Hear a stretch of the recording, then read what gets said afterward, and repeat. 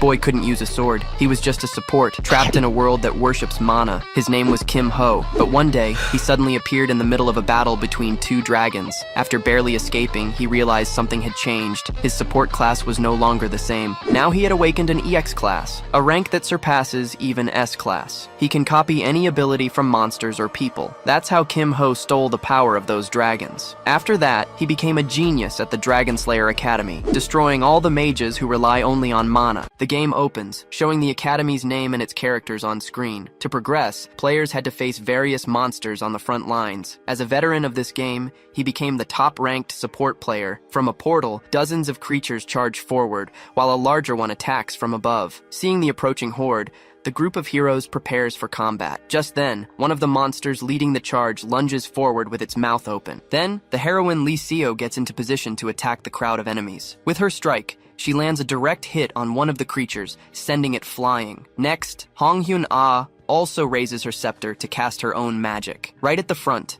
a knight faces a giant serpent preparing to strike. Without hesitation, he manages to plunge his sword into the giant monster's head. After defeating the serpent, the knight Go Yohan lands on the ground. Having won the battle, the team gathers in the middle of the destroyed arena. Analyzing an item, he says he found what he was looking for and calls for Carmilla. Holding the magic stone, he prepares to strengthen the character behind him. Offering the magic stone, he tells her to take the evolution item. Upon receiving the item, she presses it against her chest, absorbing its power. With that, Carmilla finally evolves into her S-rank vampire queen form. Back in the real world, he stretches in his chair, feeling exhausted. Taking off his headphones, he comments that there's nothing left for him to do. Looking at the monitor, he considers starting to train weaker characters now. Suddenly, a new notification pops up on the screen, catching his attention. Seeing the message, he realizes he's unlocked a special quest for his achievement. Reading the details, he's stunned by the mission's X-rank difficulty. At that moment, he understands there must be higher-level heroes and items. Without a second thought, he decides to accept and clicks the mouse to continue. Immediately,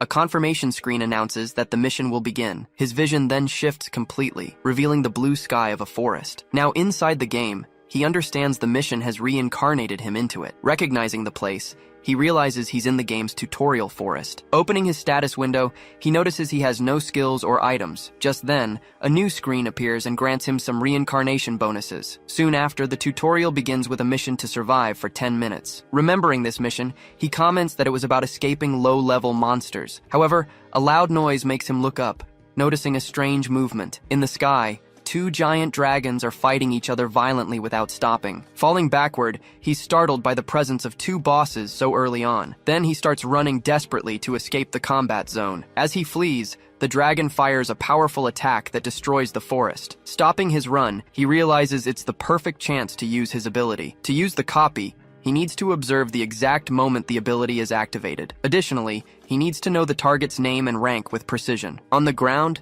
the dragon's attack causes a gigantic explosion that burns everything. With his eyes focused, the image of the dragon using its power is reflected in his pupil. Successfully, he copies the elemental resistance and smiles at the result. Looking at his hand, he feels satisfied with the S-rank trait. Just then, he notices the wind has changed direction and becomes alert. Before him, the red dragon gathers a large amount of fire in its mouth. At the same time, the blue dragon also prepares to fire its breath attack. Seeing their preparation, he realizes they're both about to use their strongest attacks. Knowing the danger, he starts running to get away from the impact area. Then the red dragon fires an immense blast of fire at its opponent. Right after, the blue dragon also launches its powerful electric attack. Running desperately, he tries to escape the explosion coming up right behind him. After everything, a screen confirms he has completed the first tutorial. The scene shifts to a station, where a young man approaches a girl sitting on the train. Inside the cabin, he explains there are no seats and asks to sit with her. Seeing that she doesn't react, he asks if she's asleep at the table. At that moment,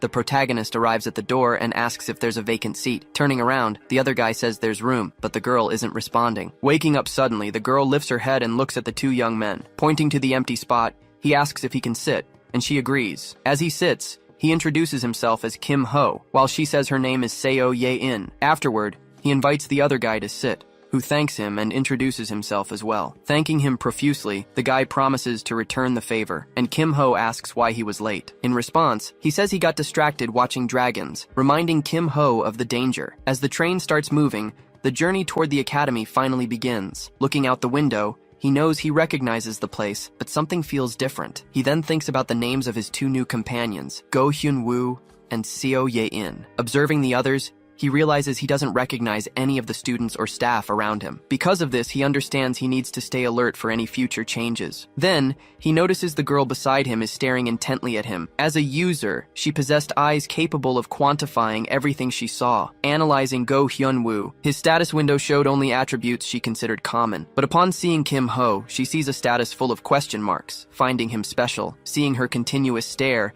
he asks the reason for such a fixed gaze. Just then, she recalls a piece of advice about being kind to interesting people. Getting an idea, she then turns and grabs her case with determination. From inside the bag, she takes out a package full of chocolate cookies. Extending her hand, she asks if he would like to have one of the cookies. A bit awkwardly, he thanks her and asks if she made the sweets herself. Confirming that she did, she just comments that they taste decent at least. While eating, he asks Go Hyun-woo if the thing next to him is a sword. Hyun-woo then explains that it's a sacred relic, but it's still sealed for use. Pulling out another weapon, he says his current companion is an iron sword. With a smile, Kim Ho questions if it wouldn't be better to use something sturdier. Suddenly, another student appears in the cabin, excusing himself to everyone. Seeing that the guy doesn't sit, Kim Ho asks the reason for his visit. Showing a pamphlet, he says he came to promote his errand service for the academy. At this, Kim Ho asks if his service includes breaking school rules. Looking at the reflection, he notes that the boy seems anxious and is looking toward the window. Saying he'll explain later,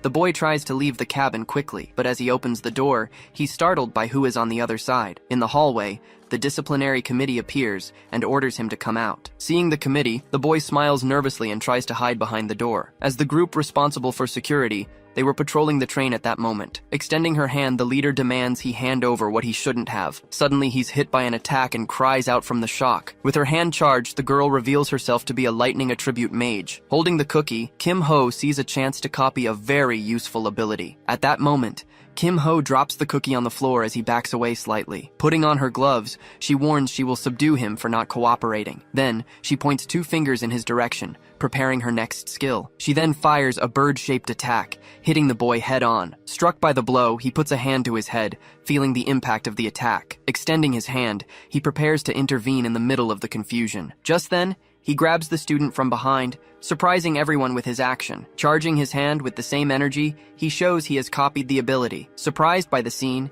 she asks if the boy had an accomplice nearby. Stepping out of the cabin, he says he's not an accomplice of the fleeing boy. Pointing to the cookie on the floor, he informs her that she made him drop it. While she fails to understand his words, a notification confirms he has acquired the ability. He complains that the cookie fell on the floor because of their commotion. Annoyed, the member says he's overreacting, while the leader threatens him directly. Stepping forward, Hyun-woo warns that he won't just stand by if they attack. With tension in the air, the two groups face off in the middle of the hallway. To settle the fight, the young man offers a dessert coupon, which he accepts. Asking about his situation, the boy sees the leader preparing to attack him. Happy with the outcome, he smiles and confirms he'll make good use of the skill. Holding a wig, she explains that the boy stole it from an employee. Advising him, the girl tells him not to get involved, but he ignores the warning. As the committee leaves, one of them tells her to remember what happened. Back in the cabin, the student explains who the members of that committee are. He reveals that the leader is Song Cheon-hai, granddaughter of the famous Thunderlord. Next, he introduces Jo Byuk, a direct disciple of the feared Fist King. Finally, he identifies the other two as disciples of well-known masters. Waving, he says goodbye and leaves, asking them to pretend they don't know each other later. Asked why, he says he just wanted to test the mage's ability. He then asks what Hyun-woo knows about the magic he just saw. Given its speed, the attack's main purpose isn't to cause direct damage. Explaining its origin, he demonstrates the skill, creating a small energy bird. Based on the bird's movement, you could gauge the user's level. He says that if she were experienced, the bird would have changed its path. But since the attack continued straight, he concludes she doesn't have much control. Hyun-woo is impressed by the analysis, while he warns there's still more. Analyzing the magic's strength, he notes that it has great power potential. Calling it fate, Hyun-woo is grateful for the explanation he received from his classmate. Offering to help, he promises to do his best to assist him always. Seizing the opportunity, Kim Ho asks Hyun-woo to accompany him somewhere. In another room, he pulls a cloth off a strange machine. Under the cloth, a game machine appears, completely broken in front of them. Explaining the place was a casino, he shows that it's still a mess. Despite his doubt, he puts a coin in the machine to see if it works. When nothing happens, Hyun-woo concludes the machine really does seem to be broken. Suddenly, the machine lights up, revealing a secret event right in front of them. Determined to get the prize, he pulls the machine's lever with force. After spinning, The machine dispenses just a simple bottle of water as a reward. Seeing the result, the two of them just stand there, staring at the water bottle. Asked why, he explains that the problem is the items that come out of the machine. Continuing to play, he tells his classmate not to worry about the committee. Just then, Han So-mi appears at the door and asks what the two of them are doing there. As she warns them of the danger, he asks Hyun-woo to buy some time. Warning them about the rules, she reminds them that helping also results in penalty points. Even so, Hyun-woo says he'll take it, since it was his own choice. Drawing his sword, he challenges the girl to a little practice match right there. Accepting the challenge, she charges straight at him, starting the confrontation. Using his hands, he manages to block the girl's first direct blow. The two then cross swords, testing each other's strength in the middle of the train corridor. With her sword charged with energy,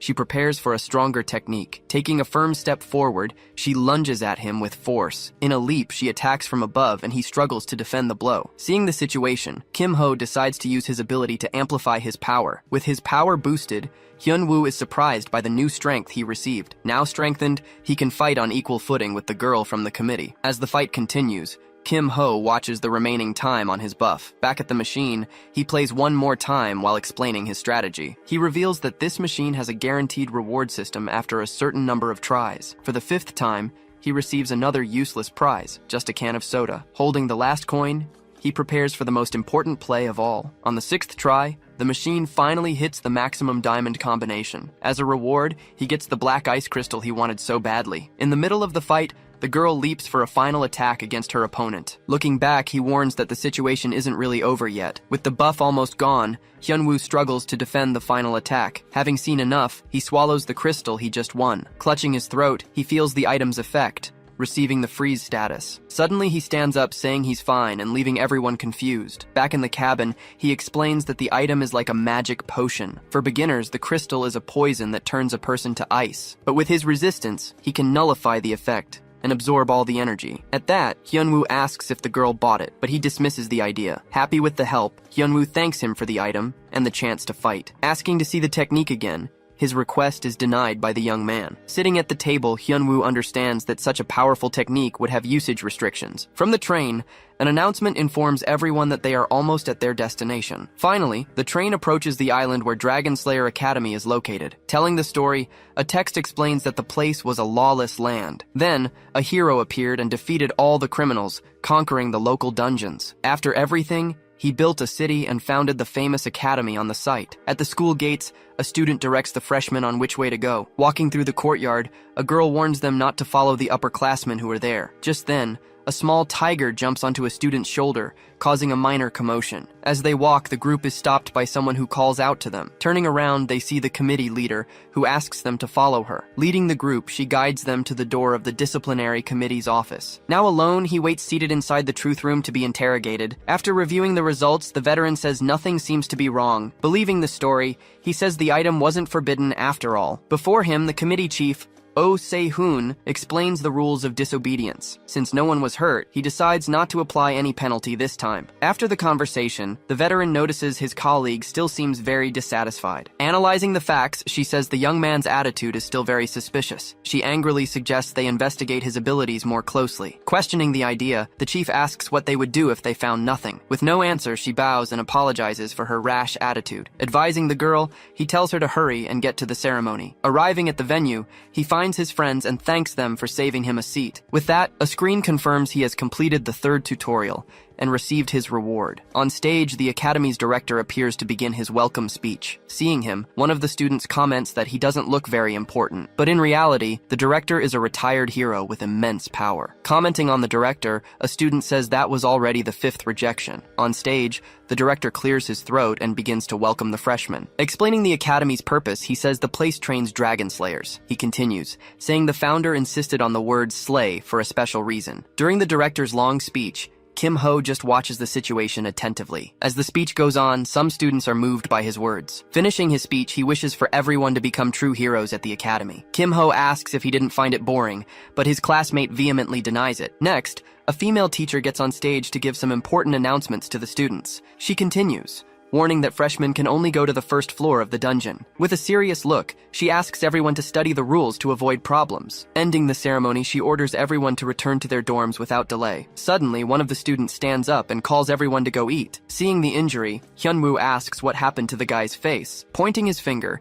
he warns that tomorrow is the first day of class. Back at the dorm, Hyunwoo waves, saying goodbye to his new roommate. Inside his room, he takes off his jacket, deciding he won't just go to sleep. Putting his uniform in the closet, he prepares for what he'll do next. Then, he sits on the bed and begins to meditate to make use of his free time. With his hands, he concentrates all his energy to finally form a core. Any ability depended directly on a power source like the one he was creating. Even though it was his first time doing it, he could already understand the whole process well. After absorbing the crystal, he smiles, confident he would get a good result. Meanwhile, in Hyunwoo's room, he was also meditating to concentrate. Recalling the fight, he thought of Han So-mi, his first truly strong opponent. Without Kim Ho's intervention, he knows he would have lost that fight earlier. Ever since they met, he had noticed his friend's confident posture and gaze. Looking at his sword in the corner, he considers whether he should ask for help. Giving up on the idea, he decides not to ask, considering Kim Ho his first friend. Closing his eyes, he smiles and decides he will try to do it all by himself. The next day, the students are chatting while waiting for class to begin. Yawning, Seo Ye-in arrives in the classroom,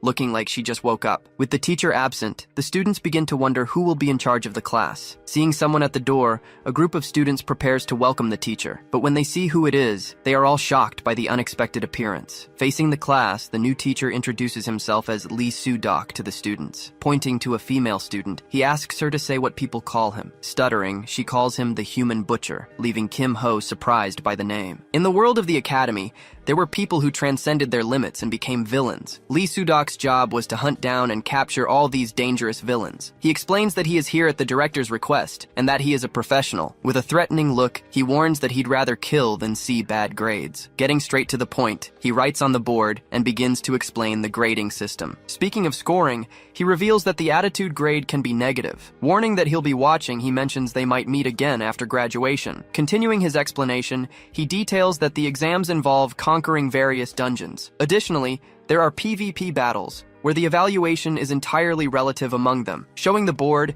he asks if there are any questions and tells everyone to go to the arena. Moving to the arena, the students already begin to face off in the placement exams. In the stands, the crowd celebrates the big event, leaving Hyunwoo quite surprised. Being a match of endurance, the rule states that the fight only ends with exhaustion. With a 5-minute time limit, the match can also end in a draw or a victory. Answering the question, Kim Ho explains that a draw doesn't deduct points, but it's worth 0. Just then, a new mission appears, requiring him to get a good result on the exam. Using the exam, he plans to analyze all the other students to gather information. This way, he can mark potential candidates or find skills worth copying. A short time later, the announcer calls Kim Ho and his opponent to the center of the arena. Facing the girl, he realizes his opponent is from the famous Ruby Magic Tower. Smiling, he warns her that she'll have to put up with his act for 5 minutes. To boost her reputation, she says she needs to defeat a renowned opponent. She then notices his weapon is a very weak and simple staff. Because of this, she deduces he must be an earth mage focused on protection. After the countdown,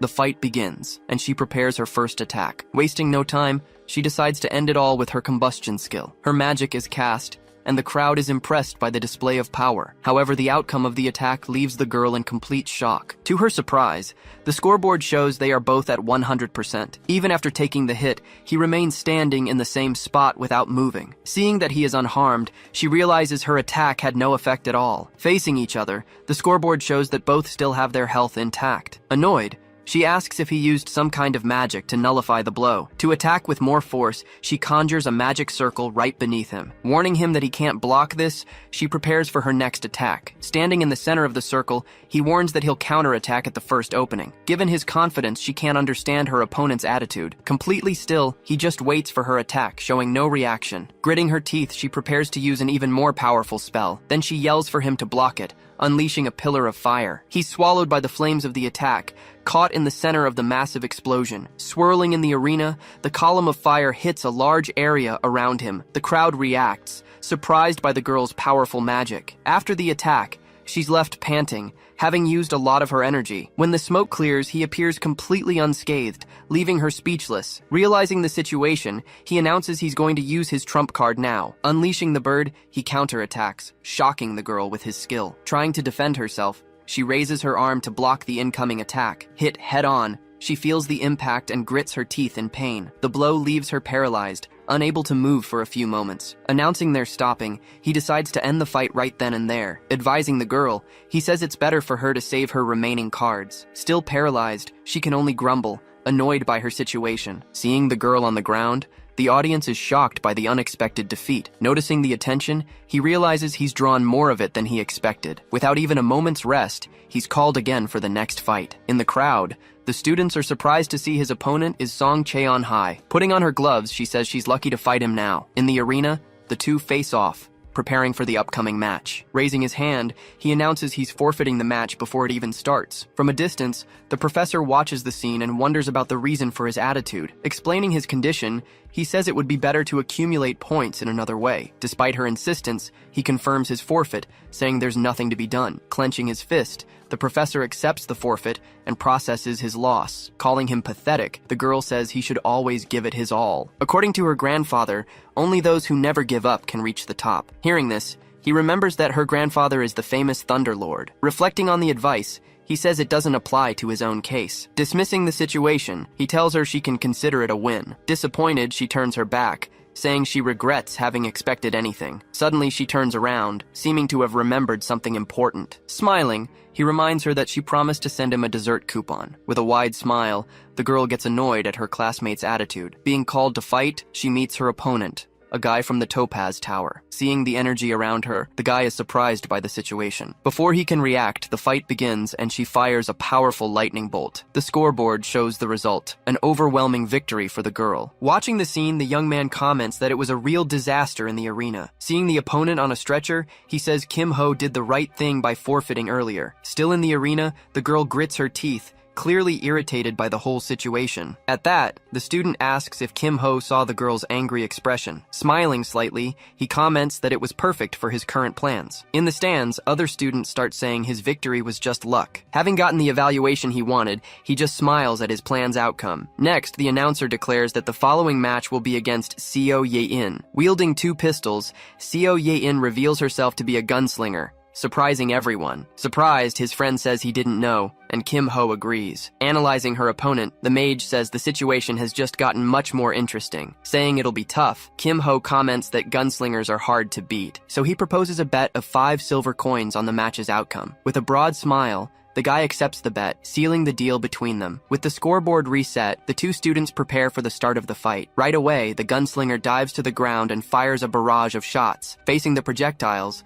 the mage raises her hand and prepares an energy barrier. She manages to block all the shots with her lightning magic, defending herself well. In the stands, the guy is surprised by the block, but Kim Ho had expected it. Conjuring her magic, the mage summons 2 giant birds to attack her opponent. In the air, the gunslinger manages to dodge the birds, avoiding their hits. Dodging the lightning bolts, she readies her weapon to counterattack the enemy's blow. Even so, one of the bolts ends up grazing her, causing some damage. From a distance, the mage positions herself to secure victory in this direct confrontation. Watching the scene, the student comments that the fight would end with the next attack. On the ground, the gunslinger grabs a smoke grenade and throws it into the middle of the arena. With her vision blocked, the mage is left clueless about what's happening. Seeing the smoke, the student praises the gunslinger's excellent decision in the fight. Her vision obstructed, the mage tries to get her bearings in the middle of the smoke. Unexpectedly, one of the shots hits her square in the shoulder. Surprised by the attack, she turns around, not understanding what just happened. Seeing her opponent advance,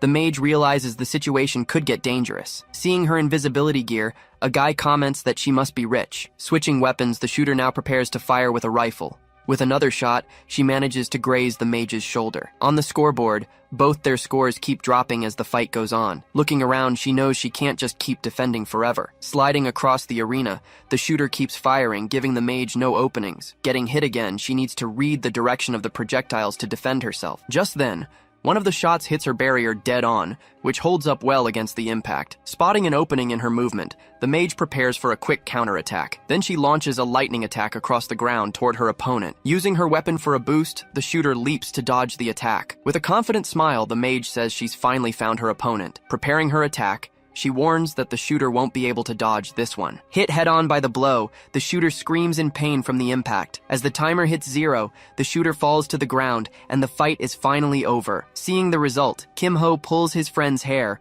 who couldn't believe it. Standing in the arena, the mage is declared the winner of the tough match. Even in defeat, the shooter showed great skill by holding on until the end. Without complaining, the guy hands over the 5 silver coins he lost. Wanting to bet again, he tries to convince Kim Ho to go for another round. Seeing the new fight, he points to Hyunwoo and says he's switching his bet now. On the other side, his opponent is Jo Byuk, the disciple of the Fist King. Asked about the bet, Kim Ho says the disciple will win the fight. Betting on the opponent, his friend calls him harsh on his own companions. With a smile, Kim Ho tells his friend to just wait and see the result. In the arena, Hyunwoo notices that Kim Ho is watching his fight intently. Wanting to prove his worth, he unsheathes his sword and prepares to fight. Seeing the iron sword, his opponent suggests he use his other weapon. Refusing the offer, he says that unfortunately, it's not the right time yet. Even so, he warns that he won't go easy on him in the fight. Satisfied with the response, Hyunwoo says that's exactly what he was hoping for. As the fight begins, the two face off, ready for the first move. Wasting no time, the disciple charges at him with his fists ready. Moving perfectly, he dodges the blows and prepares a counterattack. With a charged blow, he strikes the sword, breaking his opponent's defense. Thrown back, Hyunwoo is surprised by his adversary's strength. Seeing that basic techniques won't work, he prepares for a different strategy. Stomping hard on the ground, he dashes forward with speed, using a special technique. With his sword charged with energy, he decides to end the fight in one blow. He then lunges forward to strike his opponent, who braces to defend. With a single blow, he breaks the iron sword in half, stopping the attack. Seeing his weapon broken, he says he can't continue and declares his defeat. As the winner, Jo Byuk says he'll be waiting for their next match. Seeing the outcome, Kim Ho says the iron sword couldn't take it, just as expected. Remembering the train, he already had a feeling this would happen at some point. With his arms crossed, he concludes that Hyunwoo uses his swords as consumables. Shocked by the prediction, his friend asks how he managed to foresee that result. Grabbing his collar, Kim Ho just says the guy talks too much and demands payment. With no money, the student just smiles, trying to get out of the debt. Then he offers another form of payment, making the guy more excited. Pointing to the notebook, he says he'll accept information as payment for the bet. Ending the matches, the teacher announces the exam will continue after lunch. In the garden,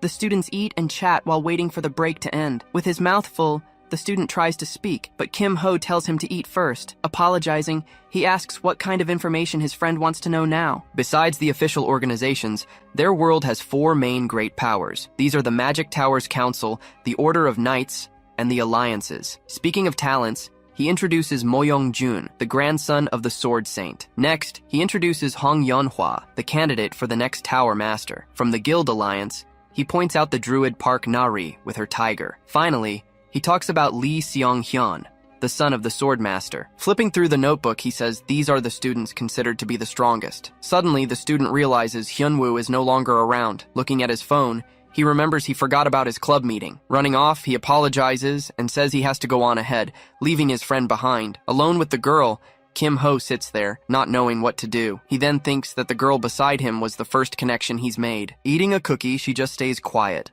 not saying a word to him. Then he says he received a dessert coupon because of the train mix-up. From the box, he takes out a cake and offers it to the girl, inviting her to eat. While he eats, he looks at the girl, who remains quiet without saying anything. Suddenly, she asks why he thinks she lost the fight. Explaining the situation, he says the mage had a mana advantage in the fight. Warning that the situation could have been different, he continues his explanation. He then explains that the outcome would have been different if she had strengthened her bullets. Asking why she needs to train, she surprises him by saying she doesn't. So he asks how she can create her mana bullets without any training. Sitting next to her, he asks if she's ever trained her skills before. When he discovers she's a genius, he's shocked by the revelation. Without any training, she managed to give the mage a hard time, which was impressive. Seeing her potential, he offers to help her train someday. As the bell rings, he gets up and calls the girl for the exam. Standing before the portals, the professor explains how the conquest exam will work. Inside the Mist Forest, he says the dungeon will have 2 special rules. The first rule was to get the highest score possible within the time limit. The second was that everyone's equipment and skills would be locked at F rank. Warning them of the danger, he says that even their cores would drop a level. After the explanation, most of the students fall to the ground, feeling very sick. Disappointed, the professor just watches the scene, thinking they were all weak. Looking at the scores, he realizes that only a few students did well on the test. Calling the next ones, he prepares to announce the names of Kim Ho and Seo Ye-in, advising the girl He says it would be better for her to use a rifle in the exam. Looking back, the mage grumbles that he's not even a shooter to be giving advice. Saying goodbye, he turns and enters the portal to start his exam. With his stats being adjusted, he finally enters the dungeon's test zone. Seeing a slime, he decides to warm up a bit before starting for real. Looking at his screen, he analyzes his current status to see how his power is doing. As the timer starts, a mud goblin appears in front of him, ready to attack. The monster lunges forward and bites the tip of his staff, trying to break his weapon. Dodging a dagger, he realizes the monsters appear randomly there. Even so, he understands there's a pattern to the creatures spawning. Turning quickly, he spots the next monster about to appear in the dungeon. Throwing a dagger, he attacks the orc that was about to spawn. With precision, the dagger hits the monster right in the middle of its forehead, defeating it. Seeing the fallen orc's axe, he says he doesn't need his staff. With new weapons, he says he can just borrow from the monsters he defeats. Facing more monsters, he gets ready to start earning points for real. He continuously defeats every monster that appears before him without stopping. With 7 minutes left, he has already racked up a huge number of points on the test. Seeing 2 more trolls spawning, he stops and decides not to save his recording. Deleting the replay, he knows the recording could cause some misunderstandings later. Looking at his score, he regrets being rusty, even with so many points. Having met the mission's requirement, he realizes he doesn't need to fight anymore. Deciding to stop, he turns and heads back to the dungeon's exit portal. As he exits, he runs into the girl, who had also just finished her exam. She looks very tired, but she managed to get a better score than him. Asking how it went, she tells him the exam was much harder. From a distance, the professor comments that he didn't even last 10 minutes in the test. Scorning his determination, he wonders how he expects to hunt dragons like that. Seeing the score, the professor is shocked to see he left so early. Suspicious of the result, he decides he needs to check the situation again up close. Calling the next one, he tells Hyunwoo to enter the portal to start his test. Analyzing the scoreboard, he notices the top-ranked students are the well-known ones. Given their level, he wonders if Hyunwoo will have any chance to compete. With a calm expression, he just waits to see the outcome of the fight. Suddenly, Hyunwoo appears in first place, with over 1,000 points on the test. Surprised by the result, other students start commenting on his achievement. Coming out of the portal, he is congratulated by Kim Ho for his good work on the test. Thanking him for the help, he says he succeeded because of the rest he got earlier. From a distance, other students start criticizing Hyunwoo for giving up the fight. Annoyed by the comments, he turns to reply, but his friend holds him back. Winking, Kim Ho tells him to let it go, that it was all fine. Though reluctant, he understands and decides not to get into any more fights. Looking at the scoreboard, he asks if the exam is over, but Kim Ho says no. Seeing the portal, he realizes the last participant hadn't come out yet. Inside the dungeon, the mage fights a horde of goblins to score points. Suddenly, she turns, sensing a strange presence right behind her. Noticing her power has dropped, she sees the monsters have slowed down a bit. At that moment, she remembers the advice Kim Ho gave her earlier. Clenching her fist, she realizes she needs to concentrate her mana to attack with force. Using the enchantment, she lands a powerful blow, defeating the goblin in front of her. Upon exiting the portal, she shows her score and rejoins the group. Seeing she scored higher than them, she grumbles that she didn't even get that many points. With the exams over, the professor announces that the results will be out tomorrow. Dismissing everyone, he bends down to pick something up from the floor. Going to another room, the professor enters the academy director's office. Arriving at the desk, he asks to see the student's dungeon replay. Ignoring the reason, he insists they show him the recording immediately. Seeing that nothing is saved, the employee says that viewing it is impossible, so he asks to see the entry logs to confirm something. Analyzing the data, he realizes the boy deleted his recording on purpose. Looking at the records, the professor realizes the boy has hidden his true abilities. The academy didn't just have allies, but also many enemies infiltrated nearby. If one of them had infiltrated, he needed to act very quickly. When asked about the director, he denies, saying he won't share any information. Deciding to observe more, he doesn't want the boy to hide himself even further. Looking at the screen, he decides he'll keep an eye on the student for a while longer. With a serious look, Kim Ho seems to feel that someone is watching him. At the cafeteria, the group gets together to talk more comfortably. Sleepy, the girl says she's going to bed, but the boys keep talking. Asking to see the catalog, he grabs a cup and gets ready to explain. Looking at the booklet, the boy complains that most of it is very confusing to understand. Showing his ID, he reveals that they now have a new point system. Acting as a currency, the points can be used throughout the entire academy. With the points, he explains they can buy items and use the facilities. Speaking of the replay, his friend remembers he agreed to something before leaving. Demonstrating the system, he shows how to buy other students' replays. At that moment, his friend is shocked to see the recording of Han So-mi's fight. Pointing to his phone, he shows that his friend's replay is selling well. Selling well wasn't a good thing, as others could analyze his weaknesses and prepare. Warning him of the danger, he says his weak core could be exposed soon. Smiling, he comments that despite the risk, the points were worth it in the end. He says there are special training rooms there to strengthen one's internal energy. Surprised, his friend stands up, not knowing a place like that even existed. Sitting down, he deduces that points would be needed to use the room. Crossing his arms, Kim Ho says he won't be able to use his points for anything else. Then, he points a finger and says there is another way to get in. However, to get the pass, he would need to take Mo Young-jun's position. Seeing the difficulty, he offers to get the pass in exchange for a favor. With a smile, he asks his friend to enter a dungeon with him. Clenching his fist, he warns that the dungeon is dangerous and could risk their lives. Looking at Kim Ho, he says he can't refuse a path to become stronger. Beating his chest, he accepts his friend's proposal with great determination and confidence. With the deal sealed, Kim Ho says he'll get the pass in 2 weeks. Arriving at the workshop, he knocks on the door and asks for permission to enter. Seeing a boy working, he asks who he is and what he's doing there. Approaching, he introduces himself and says he's interested in the Magitech Club. Angry at the interruption, the boy says he should have gone to another workshop. Lifting his glasses, he tells the boy to look around and leave immediately. Thanking him, Kim Ho winks and says he'll just take a quiet look around. Watching the boy work, he realizes his ability is B rank. Then, he extends his hand and uses his ability to copy the Magitech. Having copied it, he starts looking for his next objective in the workshop. Smiling, he tells the boy he found something interesting. Holding a blueprint, he asks if that item wouldn't be a good choice. Seeing the blueprint, the boy says it's useless because no one can make it. With a reagent in hand, he offers to trade it for the cube's blueprint. Seeing the item, the boy says it's very useful for Magitech. Handing over the vial, he says it's just this once and thanks the boy. Smiling, he thinks he should be happy for selling such expensive trash. Looking at the blueprint, a quest appears, revealing the item's potential. Even with the quest, he considers it would be too much work to complete the task. The final quest reward was the Cube of Life, an S-rank item. Walking away, he decides he'll create the item without needing to do the quest. Entering the training room, he prepares to start building the cube. Using his ability, he amplifies his Magitech rank to the S level. Holding the blueprint, he starts working on the cube as the clock ticks down. Seeing the progress, he calculates it would take 3 days to finish the job. With time running out, he realizes 1 minute is not enough to make much progress. In between, he meditates to refine his core and strengthen his power. Opening his eyes,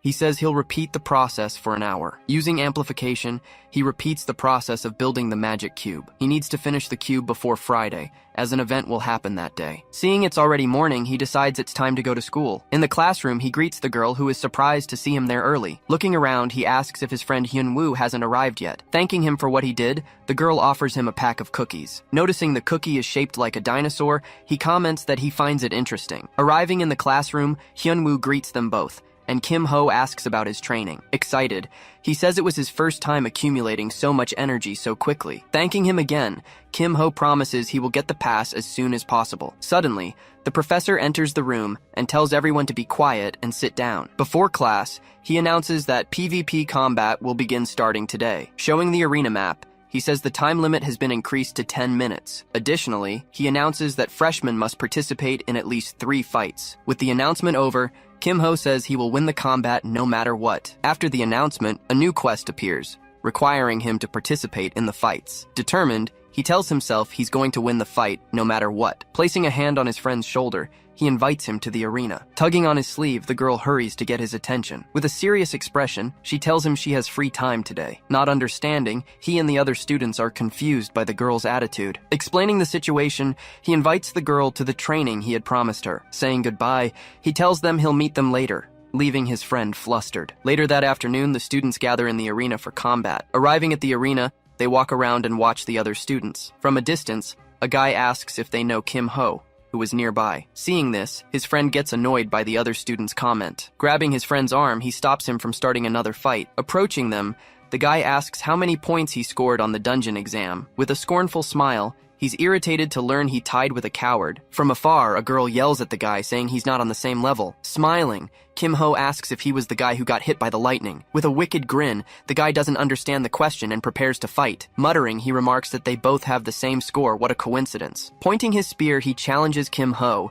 telling him to get down to the arena. Now in the arena, the two face off, with the scoreboard showing both are unharmed. Getting ready, he says he'll end the fight in the blink of an eye. With a smile, Kim Ho agrees that the fight will be quick. As it begins, the guy leaps into a direct attack, coming at him from above with full force. Seeing the spear coming, he just smiles, showing no concern for the blow. Hit by the bird, the guy is paralyzed and complains about the unexpected situation. Apologizing, Kim Ho warns that his blow won't be as fast as the mage's. Yelling for him to wait, the guy can't avoid the attack coming his way. Hit head on, he screams in pain as he's thrown across the arena. Seeing his opponent on the ground, Kim Ho asks if the coward managed to win the fight. On the ground, the guy says he just let his guard down and will win next time. Smiling, Kim Ho invites him to fight again, accepting his challenge. With the score reset, the fight restarts, and the guy charges forward to attack. On the ground again, he complains that he can't understand how he lost again. Angrily, he says that next time he'll definitely win the fight. Tired of the situation,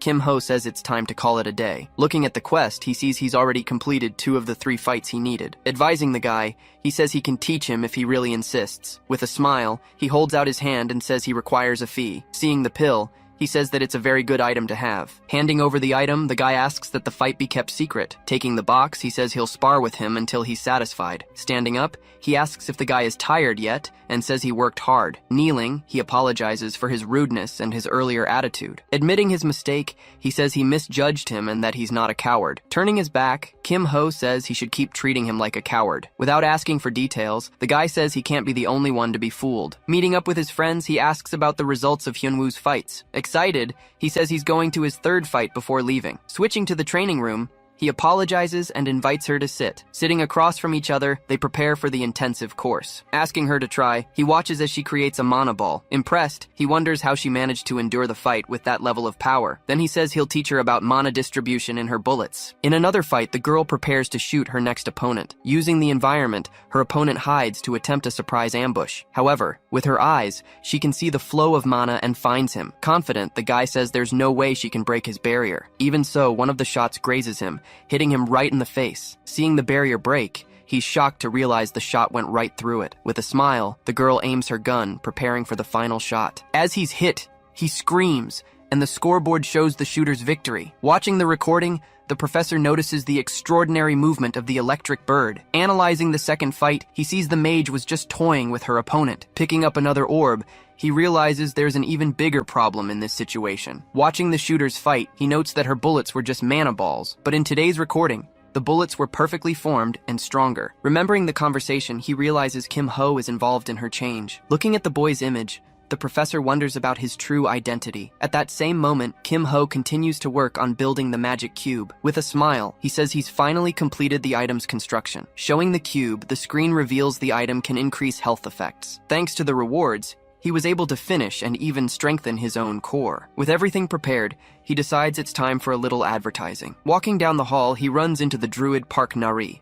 a promising member. Approaching her, he says he's going to need her help with his plan. Seeing the tiger, he knows that animals are more sensitive to life energy. Suddenly, the tiger leaps towards the cube just as he expected. Startled, the girl tells the tiger to get away, while he prepares for the next step. Seeing that she felt the energy, he knows the druid sensed the power. Asking her to get the animal, he plays dumb and continues with his plan. Holding the tiger, she asks if he's the same class as her. Saying goodbye, she leaves, and he celebrates that the season pass is guaranteed. In the classroom, the teacher warns them they'll be colliding in several places. Looking at the clock, he anxiously waits for the end of class and lunch. With 30 seconds left, the teacher says she'll end the class there. When the time runs out, one of the students stretches, but notices something strange. In front of him, a red orb floats, leaving everyone confused by the scene. Suddenly, the orb expands and the student starts screaming in despair. Confused, the girl asks what's happening, since nothing happened to her. With a number on his forehead, a guy gets scared and doesn't understand what happened. Other students also point, realizing they have the number on their foreheads too. Without warning,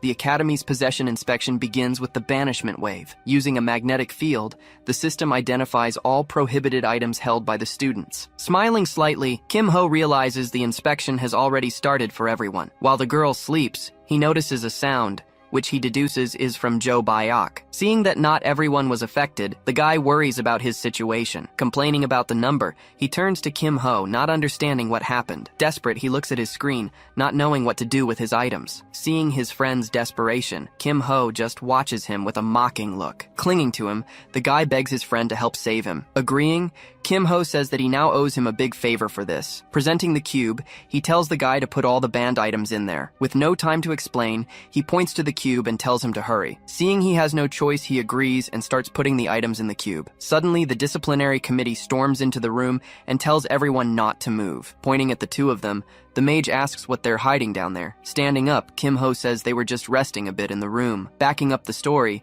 the guy says they should just hand over the prohibited items quickly. Holding an orb, she says that tricks don't work in front of her sister. Placing the orb near him, she tries to detect any prohibited items he's hiding. Seeing no reaction, he asks if he can go and sit down now. Returning to his seat, he thinks that's why he needed to finish the cube beforehand. The Cube of Life is an item that can evade the banishment wave. Walking down the street, his friend thanks him for the help, saying he would have lost everything. Tapping his chest, he says he'll pay him back later and to put it on his tab. Agreeing, he invites him to the club room to sort out their problems. Known as the Thieves Club, they were the Academy's troublemakers. Arriving at the door, the guy calls out for the leader, announcing they've arrived. Suddenly, the door flies open and he's hit by a powerful blow. On the ground, he's stepped on by the leader, who tells him to pay attention. Seeing the scene, Kim Ho introduces himself as a new acquaintance of the guy. With her foot on the guy, the leader introduces herself to him as Dang Yu Young. Pressing down harder, she says she wants to see the item that avoids the wave. Seeing the cube on the table, she's surprised to see the item is real. With her hands on the cube,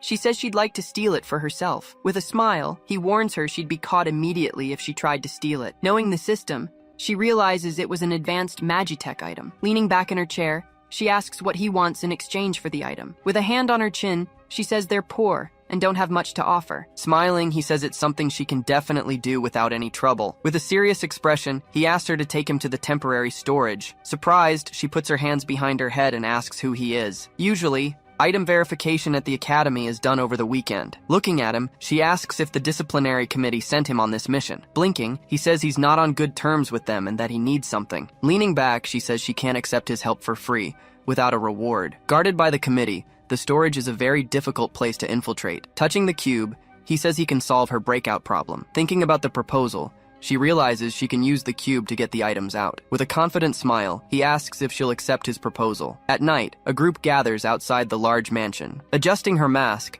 Dang Yu Young asks if everyone has arrived for the mission. One of the members confirms, but questions who the new addition to the group is. She then introduces Kim Ho, explaining that he will help them on their mission. While one member doubts him, another welcomes him to the team of thieves. Getting a 1-minute warning, she assigns the final tasks. Then she turns to Kim Ho, giving him instructions on what to prioritize. Giving the signal to advance, she prepares to begin the infiltration. The entire group then starts running quickly toward the main building. Using a skill, Kim Ho also moves forward silently with the rest of the team. Running behind the leader, he touches her back to copy her skill. Near the building, a guard was patrolling the entrance, completely distracted and whistling. He stops walking when he notices strange butterflies flying around him. Suddenly, he is engulfed and immobilized by the magic of the emerging butterflies. Completely bound and gagged, the guard is left on the ground, unable to react. Now, on the 3rd floor, they carefully enter the area. Suddenly, a guard appears in the hallway and asks who they are. Pointing his staff, he yells that there's an intruder in the academy building. Before he can react,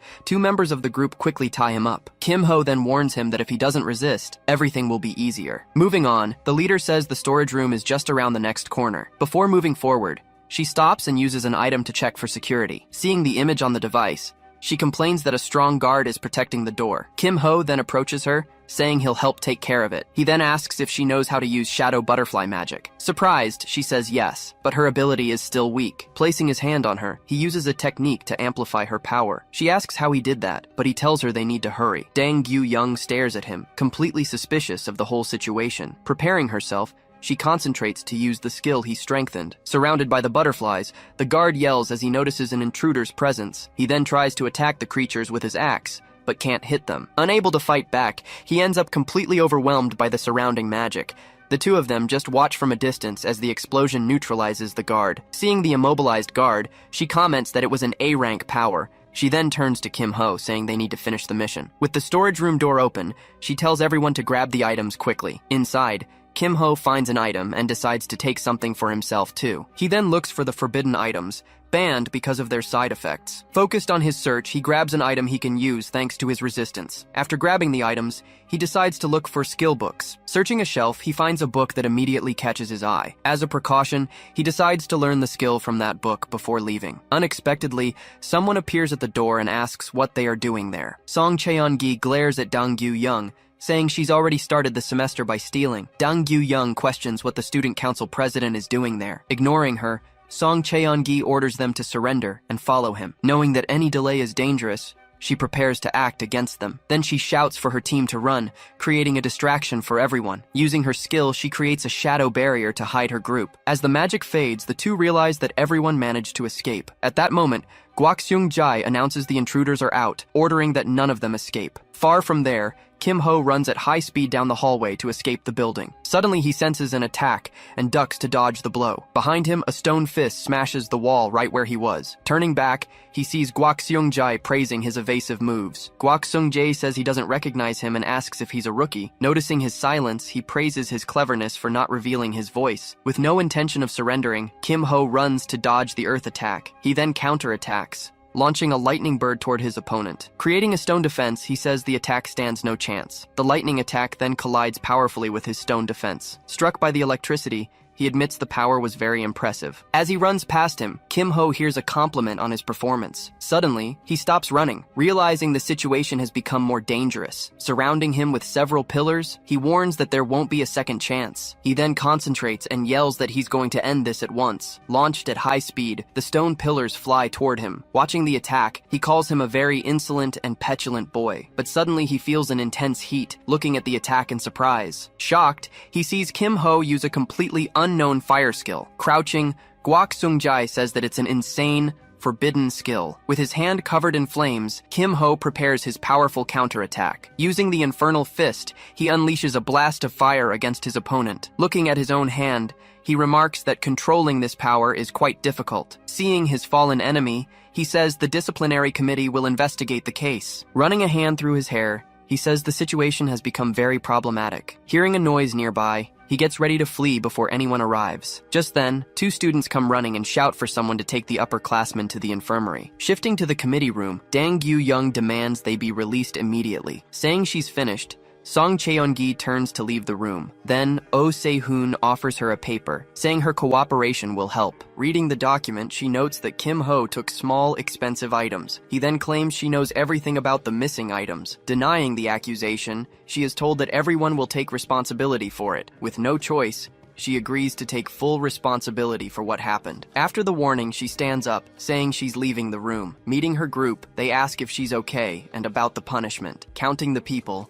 she asks where the missing member went. Just then, a student approaches, calling her shameless for pretending not to know. Angrily, she reveals that a club member used a forbidden skill. Surprised, Dang Gyu-young comments that the rookie has great skills to pull that off. Changing scenes, someone knocks on the door, asking if Kim Ho is okay. Once inside the room, she studies his face and asks about the skill. Kim Ho replies that he wouldn't use it without a counterplan. Changing the subject, she asks if the items are safe with him now. Seeing all the jewels, she gets excited, saying they are very precious items. Looking at the items, she confirms their deal was successfully completed. As he was about to leave, she stops him and invites him to join the club. Pointing at him, she says she'll take very good care of him if he accepts. She then says he's arrogant and greedy, just like a thief. Without hesitation, he refuses the offer, leaving Dang Gyu-young irritated by his response. She then asks if he plans on selling the item, wondering if that's why he refused. He then explains that he needs training passes, surprising her with the price. He says the item's ability is something else,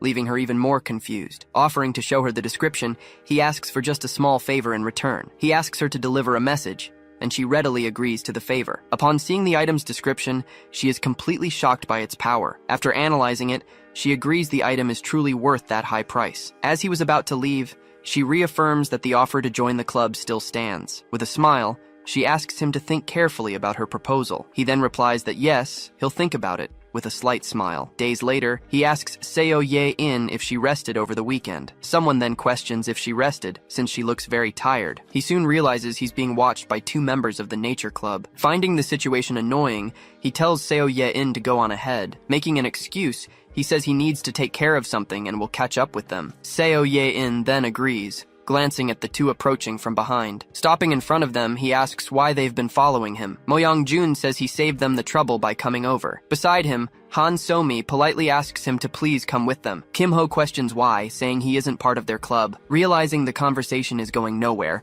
Mo Young-jun gets ready. Kim Ho agrees with the idea and quickly launches a lightning bird. With a swift attack, he hits them both at once. On the ground, Mo Young-jun is paralyzed while she recognizes the skill. He then says that if they want more, they should attack now because he's short on time. Frightened, she raises her hands and apologizes for bothering him. Saying she'll take her partner, she clears the way for him to pass. As she carries him, Mo Young-jun complains that it was just his luck. Annoyed, she hits him, causing him to pass out immediately. Suddenly, Han So-mi is hit by a projectile from a distance. Falling backward, she wonders why she was also attacked by surprise. Now, both of them are on the ground, completely unconscious after being neutralized. Shifting to the classroom, Seo Ye-in asks why he was late. Kim Ho then understands that the dungeon conquest is a timed attack. The professor explains they must destroy the totem within 5 minutes. As the class ends, a classmate calls Go Hyunwoo to do the dungeon with him. Kim Ho tells him to go, leading Go Hyunwoo to accept the new partnership. Seeing the newly formed pair,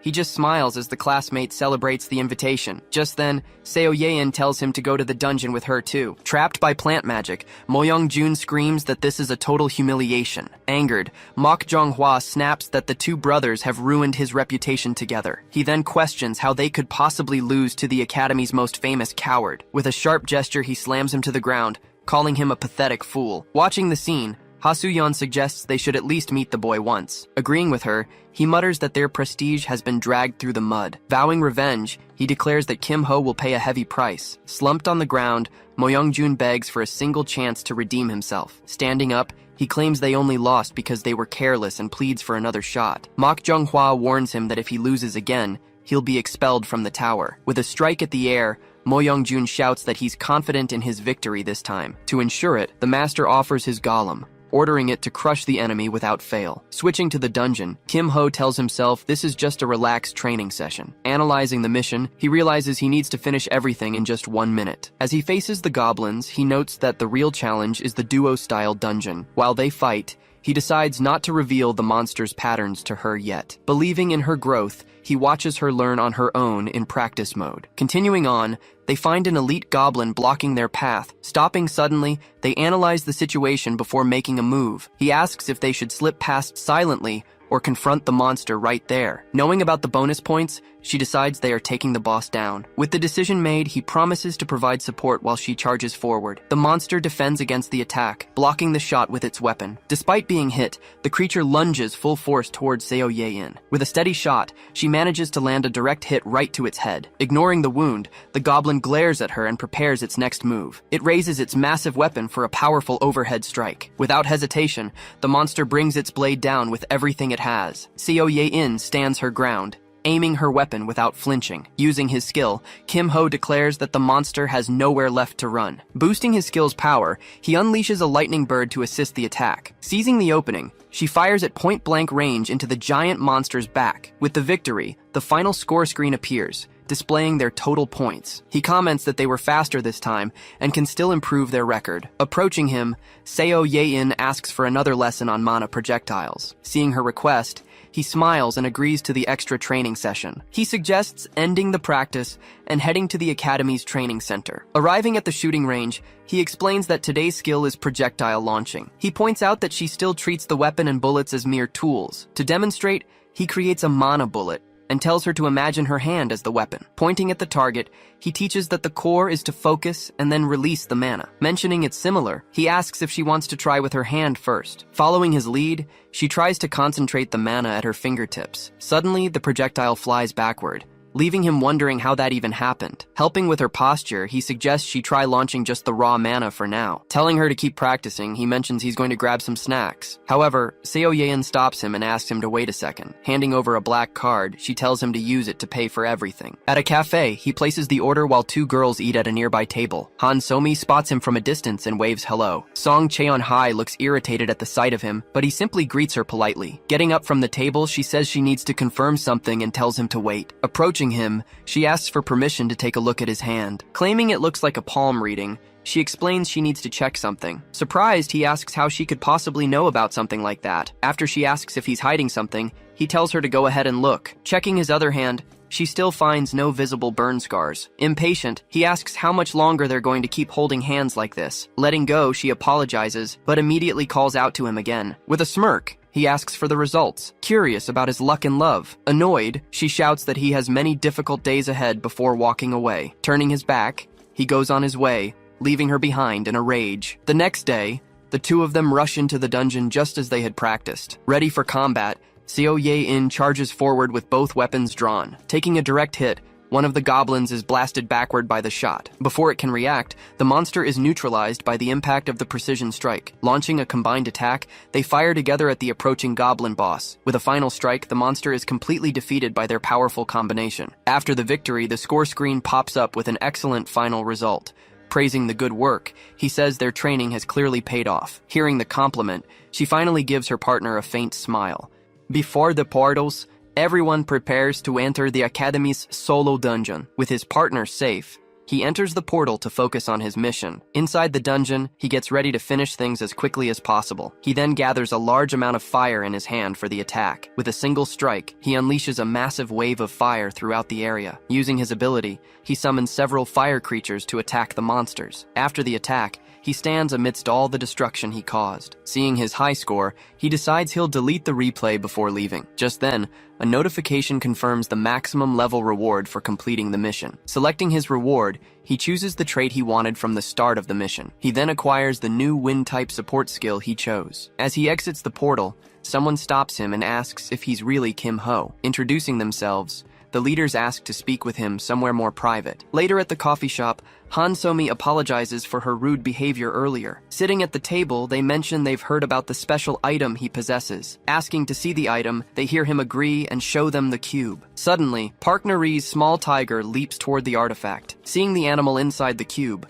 Mok Jong-hwa confirms the rumor was true. Sensing the item's energy, Ha Soo-yeon asks if she can see its description. Swearing to keep it a secret, they convince Kim Ho to show them the cube's information. Upon seeing the effect, the two are shocked and call the item absurd. Ha Soo-yeon then asks if he would be willing to negotiate for the cube. Mok Jong-hwa adds that the item would shine in the right hands like theirs. With a smile, Kim Ho thanks them for their aggressive approach but says he's still hesitant. She then tells him to name his price, promising to meet his demand. Showing 4 fingers, he asks for training passes and a blank skill book. Completely shocked by the request, the two leaders just stare at him, speechless. Calling the demand ridiculous, Mok Jong-hwa refuses, prompting Kim Ho to call off the deal. As he was getting up to leave, Mok Jong-hwa shouts for him to wait. Approaching him, Park Nari says she has a blank skill book. Explaining why, Park Nari says she hasn't used the skill book yet. She continues, saying that it would otherwise just sit in her inventory forever. With a smile, she says her tiger really liked his cube. Seeing the situation,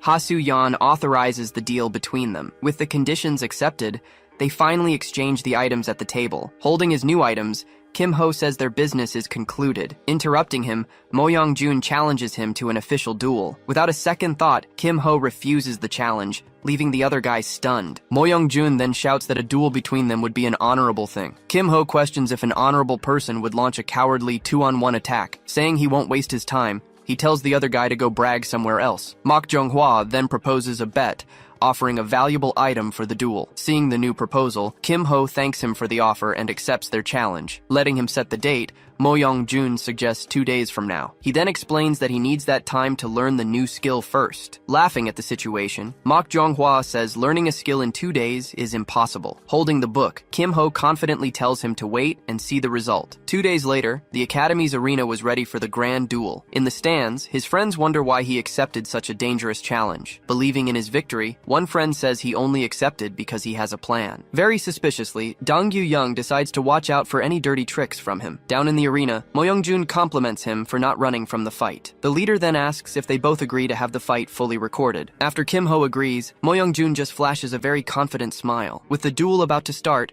the two enter the rocky terrain of the arena. The countdown then finishes, and the combat finally begins between them. Calling it luck, he warns that this time he'll show him the difference in their levels. Before he can attack, Kim Ho surprises him by using an earth skill first. Lying on the ground, he hears Kim Ho ask what he was going to show him. Kneeling, he feels a sharp pain as Kim Ho says it's just a dirt floor. Enraged, he creates a boulder, saying he'll see how long he stays relaxed. He then hurls the giant rock at his opponent with full force. Stopping the attack mid-air, Kim Ho effortlessly takes control of the rock. With a simple gesture, he demonstrates complete control over the large stone projectile. Completely shocked, Mo Young-jun yells, asking how that happened again. Tossing the rock far away, Kim Ho makes it explode in the air with a command. Lying in the rubble, he realizes this approach won't work. Acknowledging he's not a coward, he says he didn't want to use this. Still, he guarantees he will be the winner and prepares for his next attack. Placing his hands on the ground, he summons a massive wooden golem for the battle. From the stands, Dang Yu-young yells that it's blatant cheating. At that,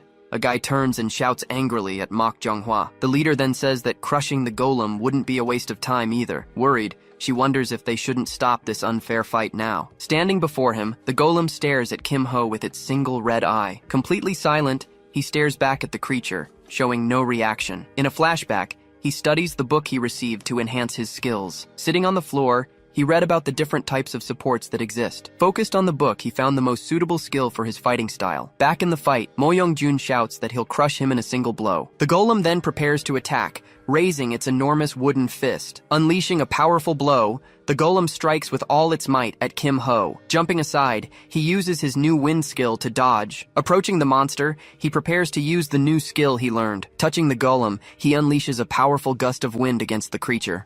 Using his new skill, he launches a powerful blast of wind at the golem. With victory declared, his friends celebrate while he feels completely reinvigorated. Completely confused, Mok Jung-hwa yells, asking how he defeated that creature. He then keeps his promise and hands the VIP ticket from the bet to Kim Ho. Holding the prize, he proposes that the replay video be made private. Mok Jung-hwa understands the situation and asks what he wants in return. His condition is just a small favor to be called in later. After the agreement, his group leaves while Kim Ho stays behind. With this new skill, he now has an advantage for the upcoming battles. At that moment, his friends approach to congratulate him on his great victory in the arena. Go Hyun-woo then hands over the pass he promised, surprised he got it so quickly. Winking, he simply reminds him of the promise he made 2 weeks ago. Arriving suddenly, Dang Yu-young accuses him of making another deal behind her back. She then gets closer and asks about the favor he owed the club. Saying they wanted to meet, she asks what he plans to do now. Accepting the offer, he says he'll meet with them right away. Arriving at Workshop 1,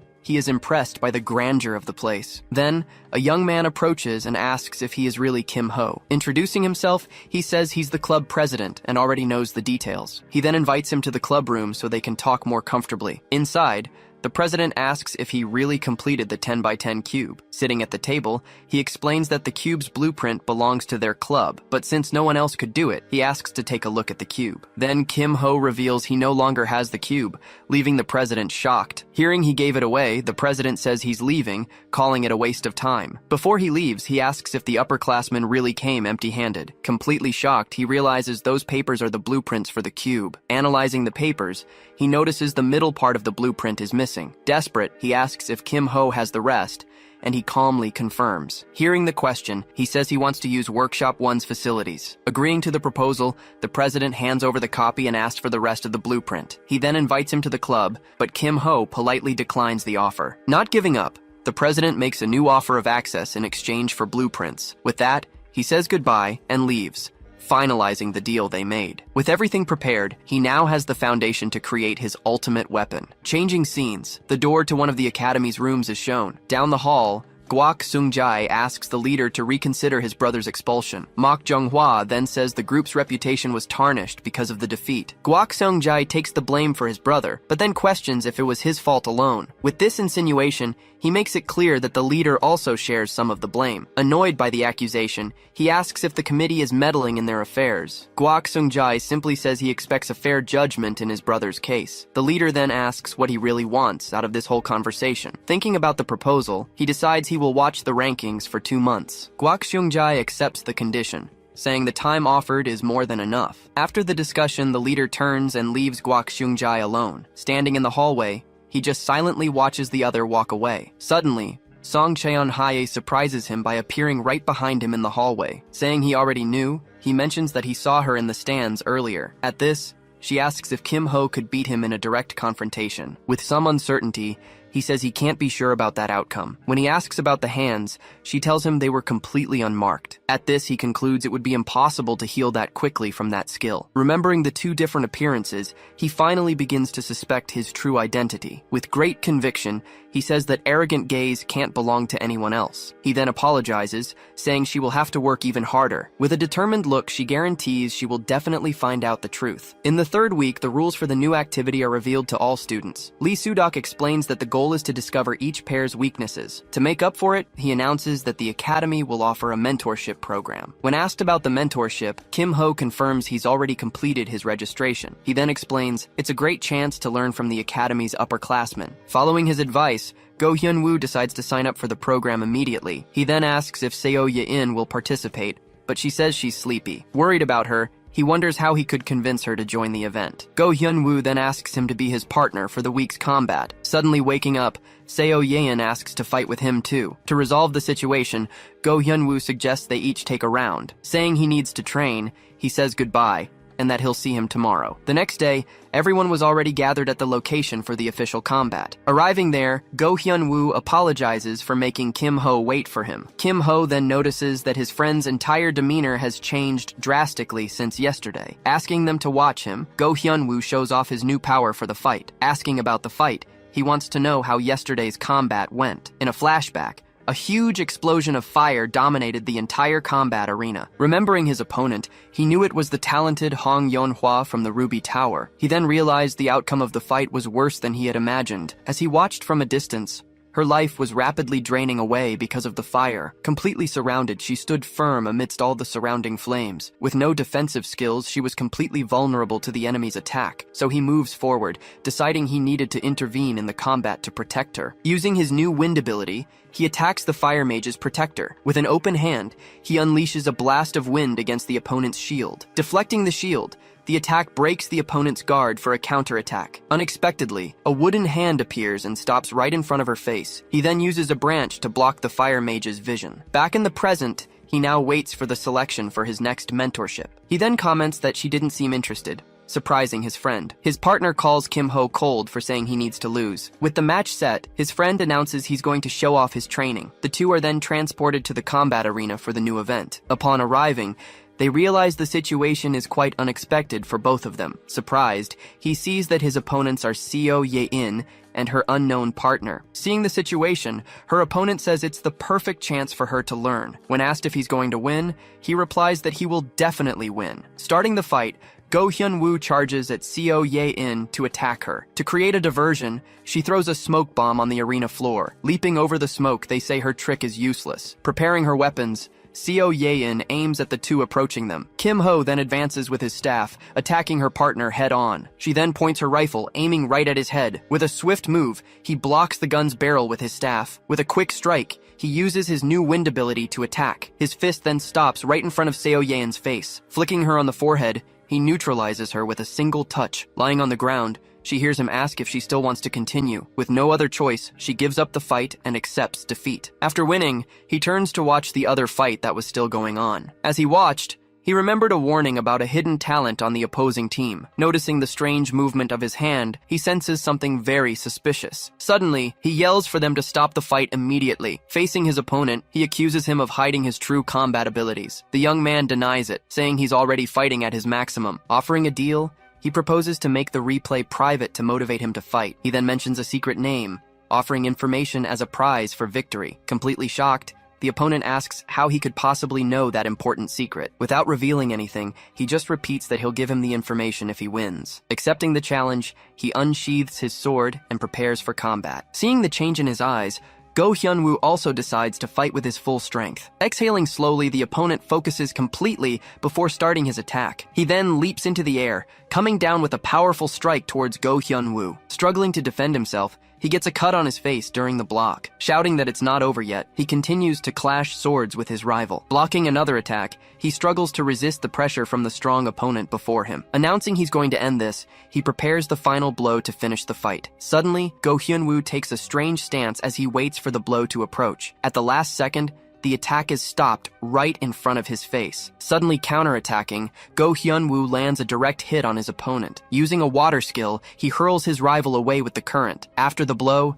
the two stare each other down from a distance in the large arena. Arriving suddenly, Kim Ho says that's enough and stops the fight. With a gesture, he tells them they can both rest for a bit. At that, both of them collapse, and the screen declares the team's victory. Even with the win, he considers it a defeat for not blocking the strike. Lying on the ground, he realizes he still has a way to go before he can evolve. On the other side of the arena, Jang Sam was also on the ground, defeated. Seeing the final score, he gets up and admits he truly lost the fight. Saying it was a good fight, he's told his friend would say the same. Before leaving, he asks if his skills were too obvious. Replying that they were, he comments on the strange way he held the sword. He then gets confused, not understanding what that meant exactly. Kim Ho then explains that being ordinary in a place like this would attract attention. Thanking him for the advice, Jang Sam says he'll take it into consideration. Remembering his promise, he says he'll challenge him again next time. Returning from the arena, his friend laments his shameful performance earlier. Analyzing the fight, Kim Ho says his movements were clean and precise. Looking at the sword, he comments that the weapon is a constant worry. Kim Ho then simply suggests that he just use a better sword. Stating that weapons can't be bought with money alone,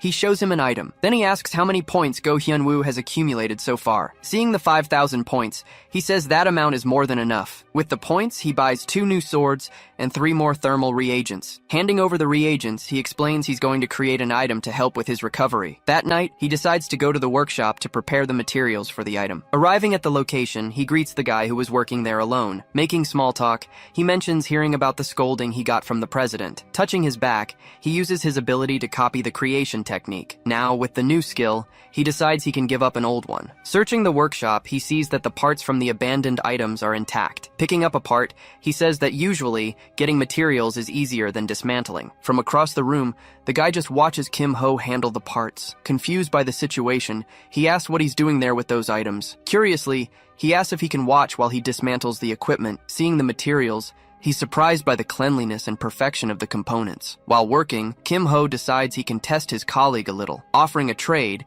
he asks if the senior wants to exchange some materials with him. Without hesitating, he starts listing all the items he needs for the project. Worried about the president, he's told that trading materials isn't a problem. He then suggests asking for permission to avoid any future problems with the leader. Showing his phone, he points out that the message was read but got no reply. Suddenly, the president arrives, kicking the door open and yelling at them both. Asking if he dismantled that, the president approaches to look at the items. Kim Ho then explains they are failures, but made with very expensive materials. At this, the president asks if he can dismantle it, but the guy says it takes a long time. Offering to pay for the work, Kim Ho says he knows how much time it all takes. With the deal made, the president asks for the list of materials he needs. He then tells him to send the list by message, saying there's no rush for now. Taking the opportunity, the other guy in the workshop also asks him for a favor. He asks him to dismantle an item, and Kim Ho agrees to help with it. The next morning, he leaves the workshop and decides to finish the work later. Going up the stairs, he thinks about sleeping, but suddenly sees someone in the room. He then finds Seo Yeon asleep at the table, wondering why she's there. Approaching her, he asks if she's had breakfast yet, and if she wants something to eat. Getting no response, he realizes she still hasn't gotten over yesterday's defeat. Seeing her cover her face, he says he just wanted to point out her weakness. Holding out the snack, he explains that she becomes vulnerable when her position is exposed. After his suggestion, she asks if she'll be getting special combat lessons. He then explains that another shooter would be more effective at teaching her right now. Taking the food, she finally agrees to the mentorship he suggested. As she eats, she signs up, and Go Hyun-woo praises her good decision. At this, Go Hyun-woo expresses his thanks, saying he's in perfect condition because of him. He says he's fine, but that he's going to test his new weapon in combat. Handing him an item, Kim Ho tells him to use that during the fight as well. Seeing it was a clip, he hears that the item protects equipment durability. A screen then pops up, showing the protection and recovery functions of the item. Clipping it onto his clothes, he thanks him and promises to put it to good use. In the combat arena, the scoreboard shows Go Hyun-woo's duo against their opponents. On the other side, Park Nari and her partner prepare for the start of the match. Remembering Kim Ho's warning, he braces himself to be careful with the spirit beast. Then Park Nari tells her tiger to get ready to attack soon. The small animal then leaps from her shoulder, landing on the arena floor. Suddenly, the small tiger transforms into a giant, menacing creature. With a leap,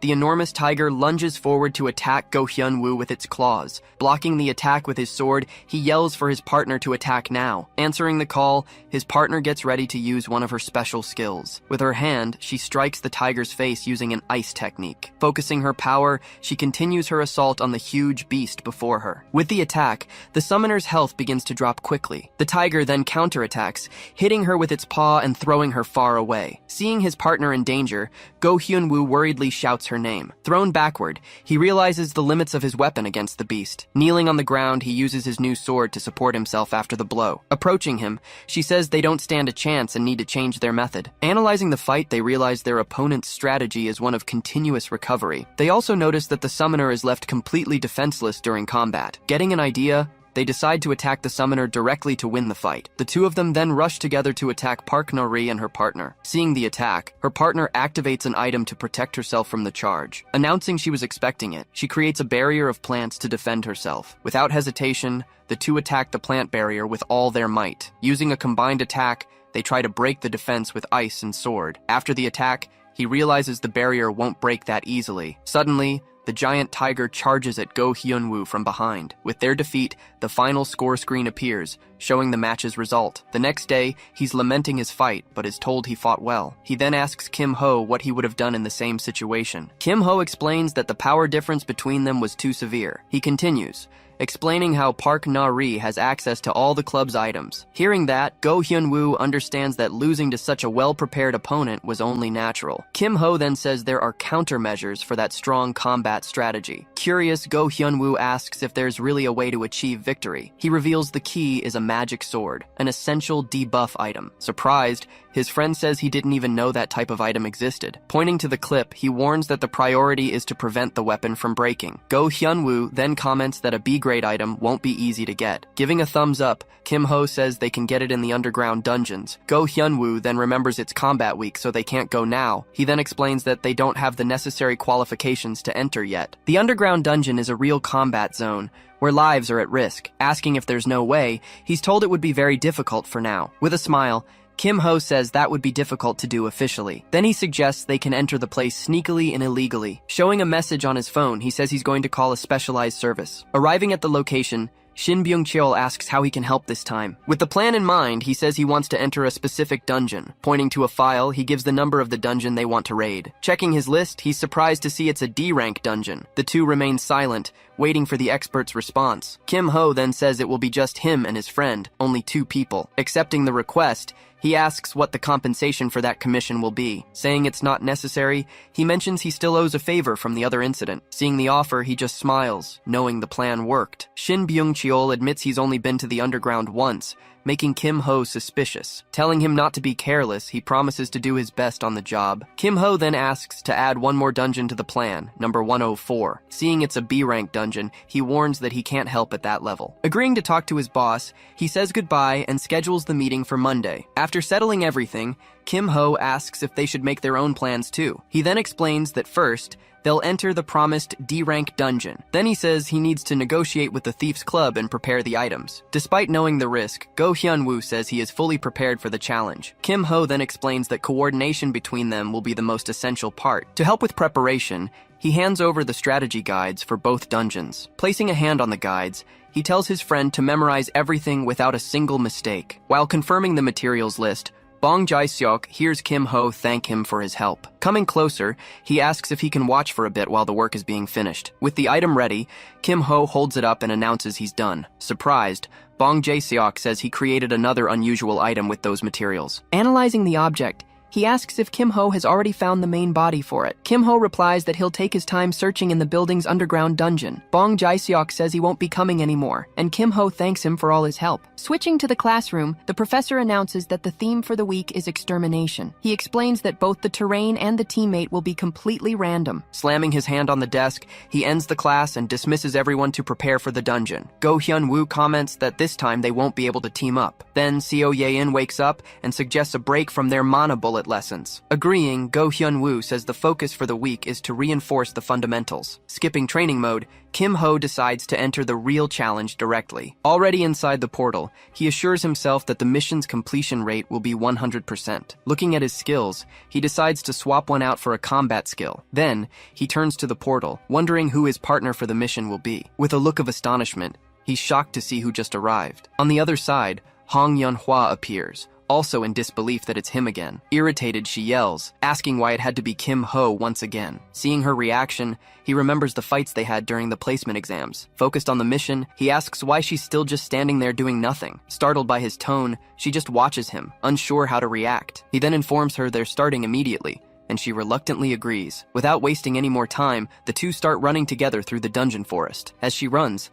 she regrets insisting on finishing everything quickly that day. Looking at Kim Ho ahead, she complains about ending up with him of all people. Suddenly she stops and asks where he's going in such a hurry. Using a skill, he makes several monsters fall from the trees around them. In shock, she wonders what's happening with so many enemies appearing. Seeing that he's still running, she yells that there are still monsters left to fight. Annoyed, she complains that she was ignored and left to clean up the mess alone. With no other choice, she uses her magic to defeat the monsters surrounding her. Asking him to wait, she hears Kim Ho tell her to just follow him. Following him closely, she starts to think there's something strange about this test. She realizes he never hesitates, taking down a monster without slowing down. Attacking another enemy, she notices he keeps moving forward without any pause. With her staff, she eliminates another monster while trying to keep up with his pace. Then she understands that he acts as if he's done this hundreds of times before. Suddenly, he stops in front of her, and she almost bumps into him in surprise. Pointing to a hole, he says they need to check it out. Looking at the entrance, she says it looks like a goblin's den, far too small. He then tells her to go first to check, leaving her completely surprised. With an intimidating look, he asks if by any chance she doesn't want to go. Scared, she yells that she'll go in and starts crawling inside. Confused, he wonders why she went in, since he just wanted a spell from her. Suddenly, a bright light shines from inside the den, surprising him. Then, a fiery explosion destroys the entire den right in front of him. Emerging from the smoke, she wonders why she's even doing this kind of thing. Covered in dirt, she tries to convince herself it was no big deal. He says they were lucky to have found the den before the monsters came out. Seeing the notification, he realizes that now only the dungeon boss is left. When they least expect it, a huge axe comes flying towards them. In a swift move, he grabs her arm to pull her out of danger. Pulling her close, he warns her that she can't lose focus in here. Surprised by the situation, she apologizes while he's still holding her. He explains that the explosion must have revealed their location to the enemy. Then the dungeon boss appears, a giant orc holding an axe. Warning her that the target is easy, he suggests a joint attack to finish it. Seeing she's still out of breath, he notices she seems very tense. Noticing her tension, he decides he'll try to give her a bit of confidence. So he tells her to defeat the enemy by herself, leaving the girl in shock. Insisting she can do it, he encourages her to fight the dungeon boss. Finally agreeing to try, she takes a step forward to face the challenge. With Kim Ho watching from a distance, she starts gathering her energy for the attack. Focusing all her power, she prepares to use a special fire skill. Seeing the girl preparing, the dungeon boss turns in her direction. Suddenly, the orc lets out a roar, getting ready to start the big fight. Advancing with its axe, it realizes she has disappeared from in front of it. Then, she reappears right behind it, positioning herself for a quick counterattack. Dodging the blow, she leaps to the side and prepares for her next move. In midair, she hurls a large sphere of fire at the giant orc. Seeing the impact of the blow, she confirms it was a direct hit. Despite the attack, the dungeon boss remains standing, staring intently at her. Complaining about the design, she wonders if the dungeon has damage reduction. With its axe raised, the orc charges toward the girl again to attack. Dodging overhead, she says she needs to end this before the effect wears off. Just then, the orc and a clone throw their axes at her at the same time. Seeing she's not going to dodge, Kim Ho prepares to create a barrier. Jumping in front, he blocks the attacks and tells her not to let her guard down. Thanking him for his help, she seems relieved to have survived the surprise attack. He then suggests she use that other technique he knows so well. Mentioning the pillar of fire, he makes her uncomfortable with an old memory. She says the range is limited, but he assures her he'll hold the enemy down. Leaping toward the orc, he tells her to just focus on the power. With a flick of his fingers, he manages to immobilize the dungeon boss for a moment. She decides to focus to do her part and prepares the fire magic. Noticing the magic circle,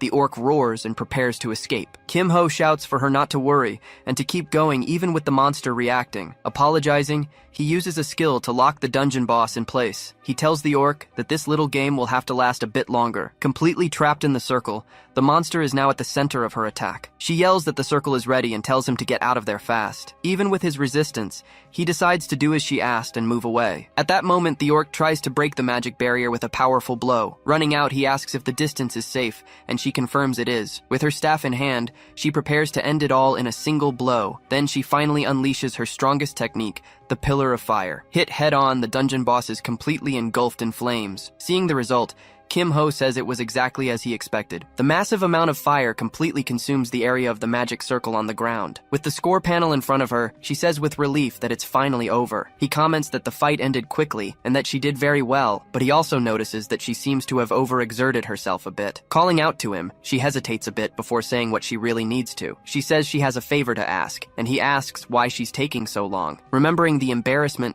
she recalls crawling into that dark den. Then, very embarrassed, she asks him to set the replay to private, assuring him she'll make it up to him. She says she'll cover any point loss for it. With that, she hands him a ruby, saying it's worth much more than the replay. Holding the gem, he thinks giving a ruby just for that is overkill. Seeing his expression, she asks if by any chance that's still not enough. She offers a larger ruby, but he stops her and says it's fine. With a thumbs up, he praises Hong Yeonhwa, saying it was a good job. Embarrassed, she says he did everything from the start, so it was nothing. Saying he also worked hard, she says goodbye and enters the portal. After she leaves, he admits her movements exceeded his expectations. He reveals that her combat helped him decide which skill to copy. Although he doesn't know its full power, he says he now has a fire ability too. Revealing his new skill, he realizes his physical strength will also increase greatly. But putting that aside, he now wonders what to do with the ruby. Deciding to go to the tower later, he remembers the dungeon he needs to clear today. Arriving at the dungeon building, he decides to check his reward while waiting for his friends. With a new slot opened up,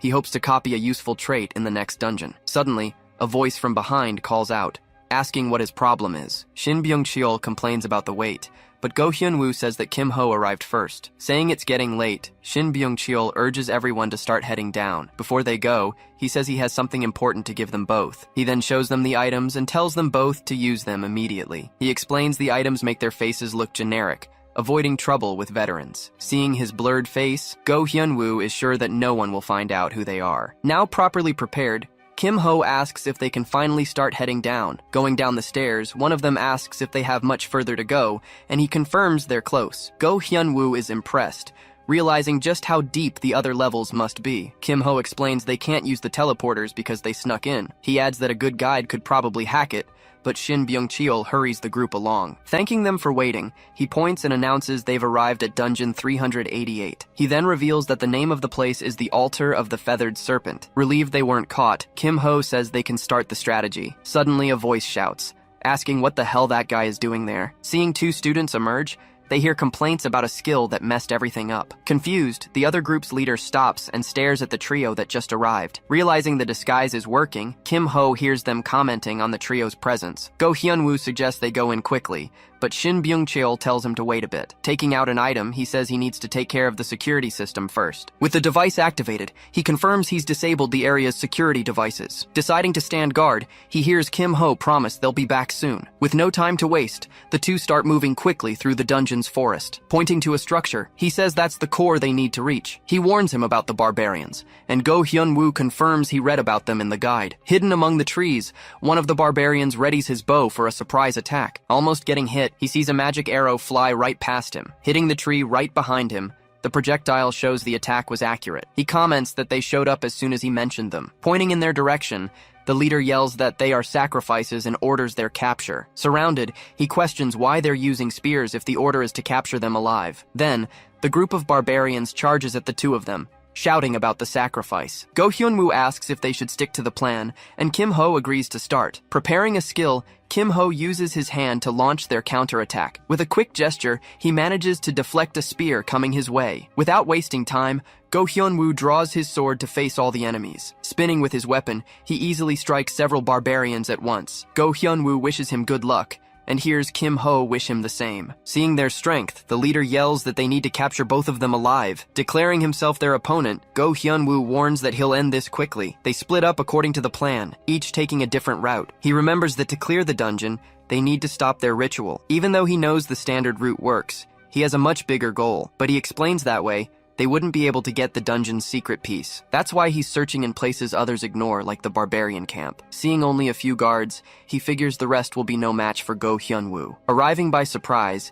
he greets the guards, who call him a strong sacrifice. With spears coming at him, he asks if that's all they know how to say. Stating he has no interest in the weaker ones, he prepares for the real fight. With a single gesture, he throws the guards away and tells them to call their chief. Taking down 2 more enemies, he confirms the plan is going as expected. Then he finds a much larger tent and concludes it must be the chief's. Without hesitation, he slices open the tent's entrance with a single, precise strike. Taking advantage of the opening, he leaps inside the tent to face his target. Inside, the chief says he'll be a good sacrifice if he doesn't resist. Complaining about the topic, he asks if they have anything else to talk about. To get the secret piece, he needs to keep the chief busy for a while. Needing to buy time, he dodges the attacks while waiting for Go Hyunwoo. Realizing the attack isn't elemental, he knows a single hit could be fatal, but with his skills maxed out, he easily blocks the blow. Dodging the attack, he says a blow of this level is nothing to him. He continues to trade blows with the chief, who defends himself with a barrier. In a direct attack,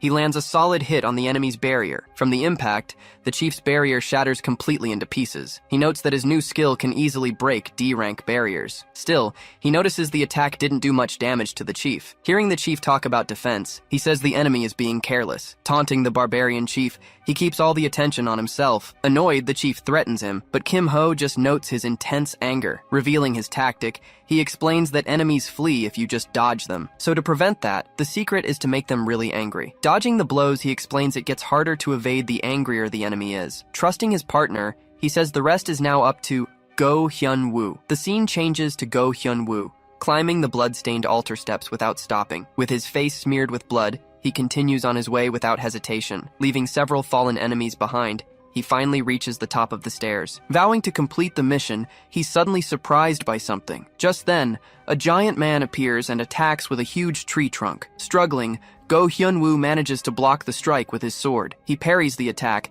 knocking the enemy off balance and sending him flying. Spotting another enemy, he figures it must be the sub-priest. As he faces him, he knows he needs to get a crucial item here. He explains that his objective is to obtain the hidden item known as the shaman's sword. According to the strategy guide, he knows there is another sub-boss nearby. Suddenly, something strikes his sword with great force, shattering the blade. Seeing the object, he wonders if that's a poison needle. Just as he predicted, the other sub-priest, a thin man, appears. He remarks that facing them both at once is tough. He wanted to take his time, but now he needs a quick, decisive, and flawless battle. Without hesitation, the thin enemy shoots a poison dart from his blowgun. With a swift movement, Go Hyunwoo dodges the surprise attack. Barely dodging the dart, he senses the attack coming from behind. He ducks just in time, narrowly escaping the giant's strike. Falling back, he mutters that the two of them together are a real problem. He decides he has no choice but to push himself harder. Shouting, he dodges another dart as the big guy approaches again. Then, he closes his eyes for a moment, beginning to focus his strength. Suddenly, he opens his eyes, unleashing a surprising attack on his foes.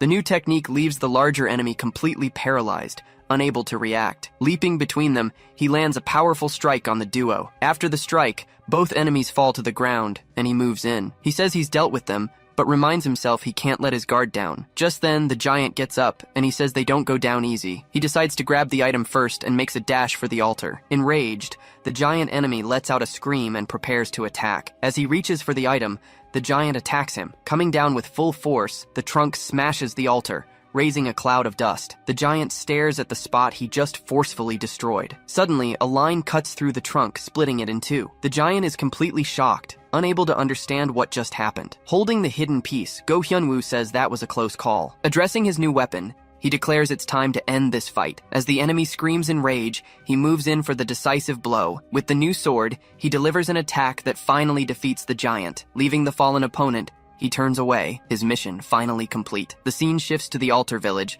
now completely destroyed after the fight. Meanwhile, Kim Ho is in the middle of a very intense fight. He complains that the enemy just keeps running away, and figures Go Hyun-woo must have the sword by now. Suddenly, the enemy leader stops and looks to the side, sensing something. Sensing the energy, he yells that the shaman sword from the altar has been taken. Seeing the notification, Kim Ho notes that he passed the test. Saying he'll copy the trait first, he prepares to use his ability. Copying the priest's ability, he says the increased sensitivity is useful. Seeing the enemy run to the altar, Kim Ho stops him and asks where he's going. Warning that there's nothing left there, he prepares to end the fight. Then he launches a powerful fire attack directly at the dungeon boss. With the enemy defeated, the dungeon completion message finally appears for him. Just then, Go Hyun-woo arrives, and Kim Ho says he's right on time. Surprised by the sword, he hears Kim Ho explain that it absorbed the soul. Showing the new stats, Kim Ho says the weapon's performance has been improved. Then he points to the boxes, explaining they are the completion reward. Looking at the weapon, Go Hyun-woo says the sword alone is more than enough. He then offers the rest of the rewards,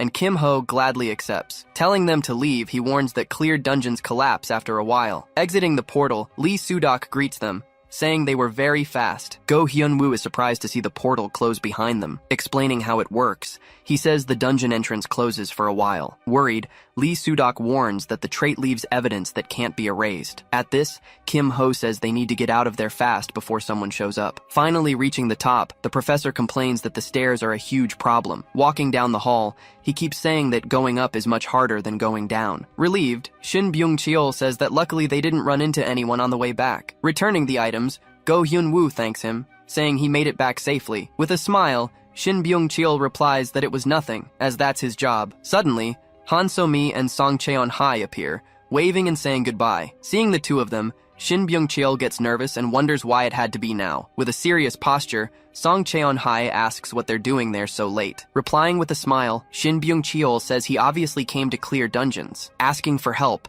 he nudges Kim Ho to stop being quiet and say something. Thinking he's just passing the buck, he winks and decides to handle the situation himself. Asking if they were also on their way back, he says the percentage doesn't matter now. Shin Byung-cheol then asks why she wants to know something like that.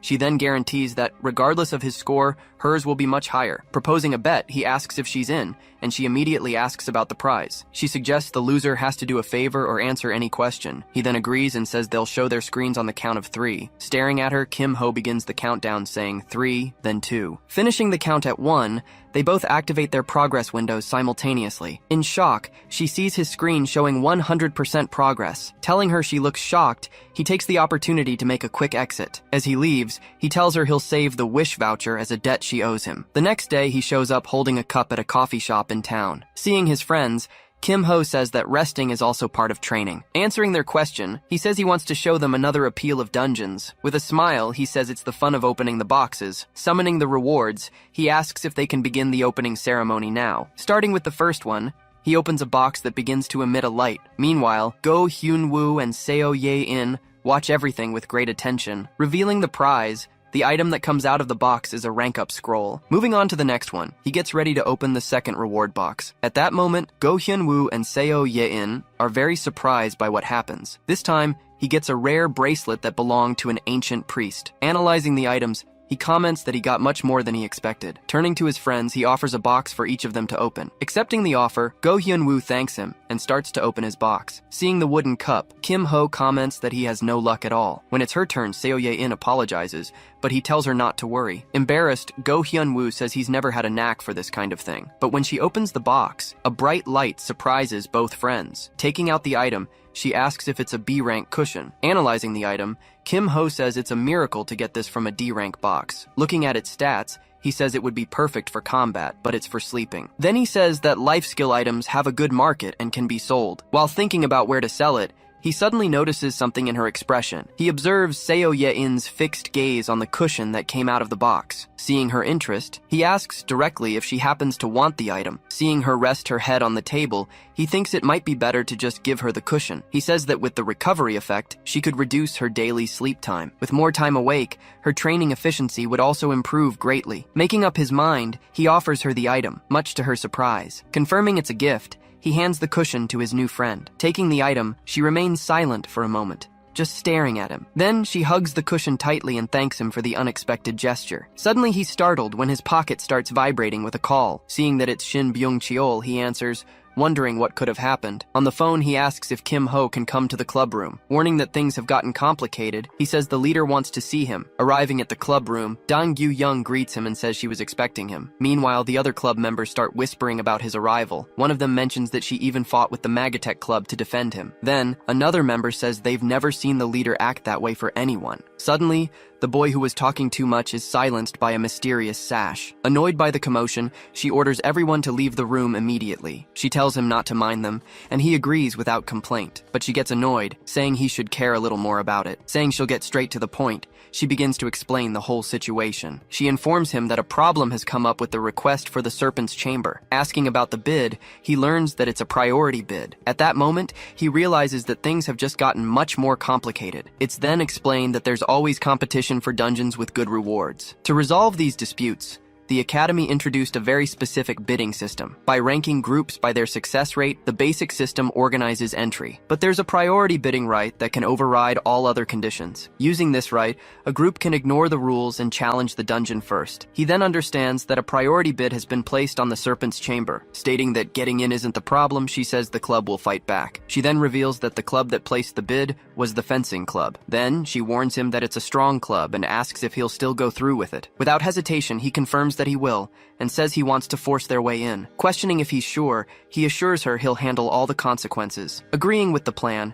she says he must have some good method in mind. With a smile, she stands up and decides they'll simply go all out. Surprised, Shin Byung-cheol asks if she's going, and she confirms that she will too. Warning him about the costs, she hears him agree they should do it right. Asking about her partner, she finds out it's Go Hyun-woo this time. Analyzing the situation, she says they might be able to handle a B-rank dungeon. At that, Dabin questions if a rookie can clear a dungeon like this. Recalling the past, she says she saw him in the warehouse, but he was wearing a mask. Whispering to him, she asks if she can tell the secret, and he allows it. Preparing Dabin for the news, she asks the girl to listen carefully. Then she reveals that Kim Ho is the famous Infernal Fist, shocking everyone. Placing the guide on the table, he says, everyone needs to look at the document. Astonished, the leader asks where he got a complete strategy guide. Explaining the plan, she says their main objective is to get in and extract everything. Concluding her thought, she says their mission is no different from a heist. Saying he's the ideal talent for it, she comments that the plan is deceitful. Warning that he won't go in, he hears that his intuition is very good. Analyzing the guide,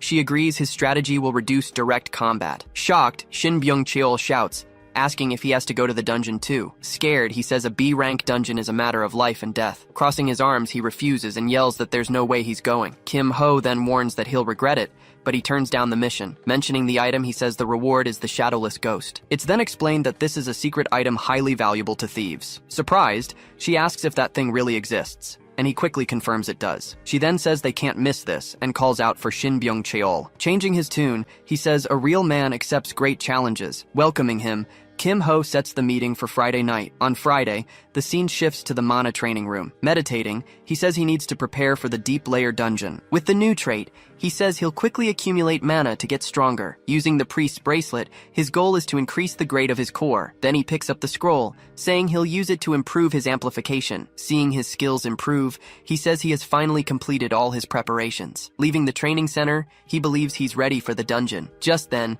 Go Hyun-woo finds him, and is surprised to see him training too. Praising his friend, Kim Ho says it's impressive that he trains until the very end. While training, Go Hyun-woo explains he was getting used to his new weapon. After training, he assures them he can now use it in combat without any difficulty. Saying the preparations are done, Kim Ho calls his friend to go with him. Shifting to the dungeon building, the group prepares for the night raid. Gathering everyone, the leader announces that if they're ready, they can go now. Go Hyun-woo asks if everything is okay, and he replies that they don't need items. Telling him to just watch, she says everyone will understand the plan soon. Using her butterfly flight, she envelops everyone to enter unseen. Entering the dungeon, the shadow butterflies begin to scout the entire area. Understanding the plan, Go Hyun-woo says they're doing reconnaissance. With the path clear, the group leader yells for everyone to move forward. Checking for traps, Dabin uses her skill to disable the security mechanisms. Following the butterflies, they advance carefully through the dark, circular dungeon. Suddenly, the the leader stops and orders everyone to halt their advance immediately. Announcing she'll guard the entrance, she says it's up to them now. She then warns that the dimension ahead will be much more dangerous now. Wishing them luck, she tells everyone to meet up alive at the end of this. Taking the first step,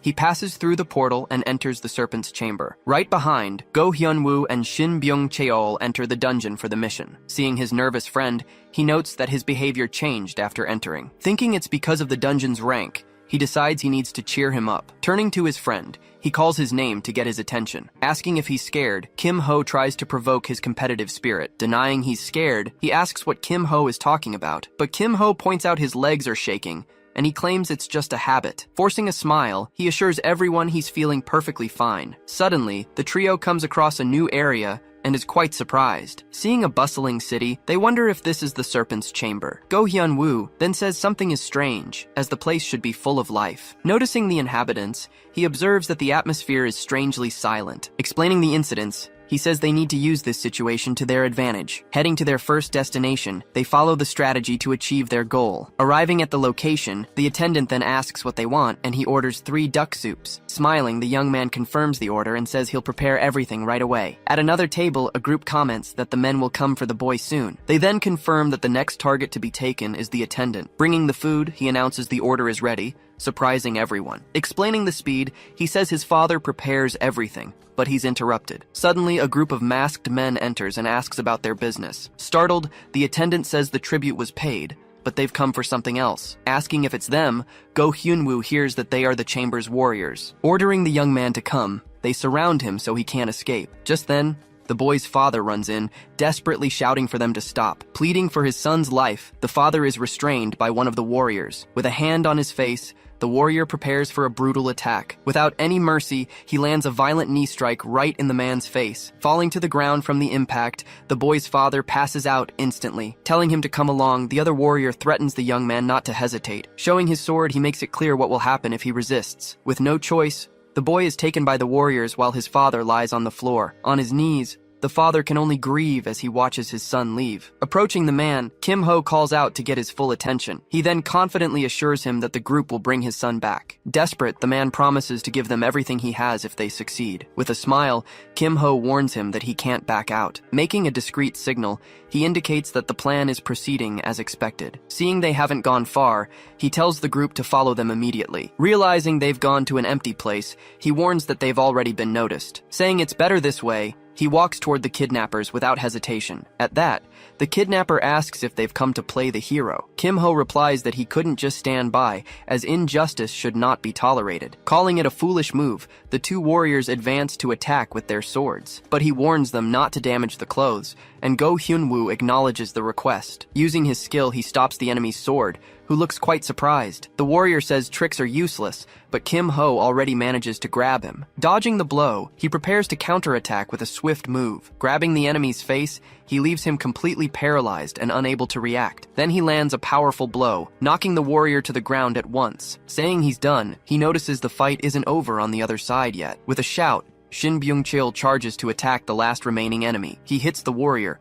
but takes a strong blow to the stomach in return. Stating they can't use their swords, he just watches the fight continue. He then comments that his 2 friends' fight is getting messy. Sighing, he prepares to intervene, but the fight finally ends. Seeing the defeated enemies, Shin Byung-cheol doubts they were weak warriors, but they were. With the situation resolved, he tells everyone to head back to the restaurant. Back at the restaurant, the son runs and cries out for his father on the floor. Hugging his son, the man thanks the group profusely for rescuing the boy. Interrupting the moment, Kim Ho says they need to settle the rescue fee. Pointing to a statue, he says he'll just take that item. Agreeing instantly, the man says they can take whatever they want. Thanking him for the item, he announces they will now finish their meal in peace. As they eat, Go Hyun-woo comments that the statue doesn't seem ordinary. Analyzing the object, he says it seems to be used for some kind of formation. Confirming the suspicion, Kim Ho says it's a key for specific formations. Go Hyun-woo then says the statue is much more than a simple key. Explaining about the statue, he tells his friend to keep it for later use. After finishing their meal, they finally prepare for the next mission. Arriving at the Serpent's Chamber,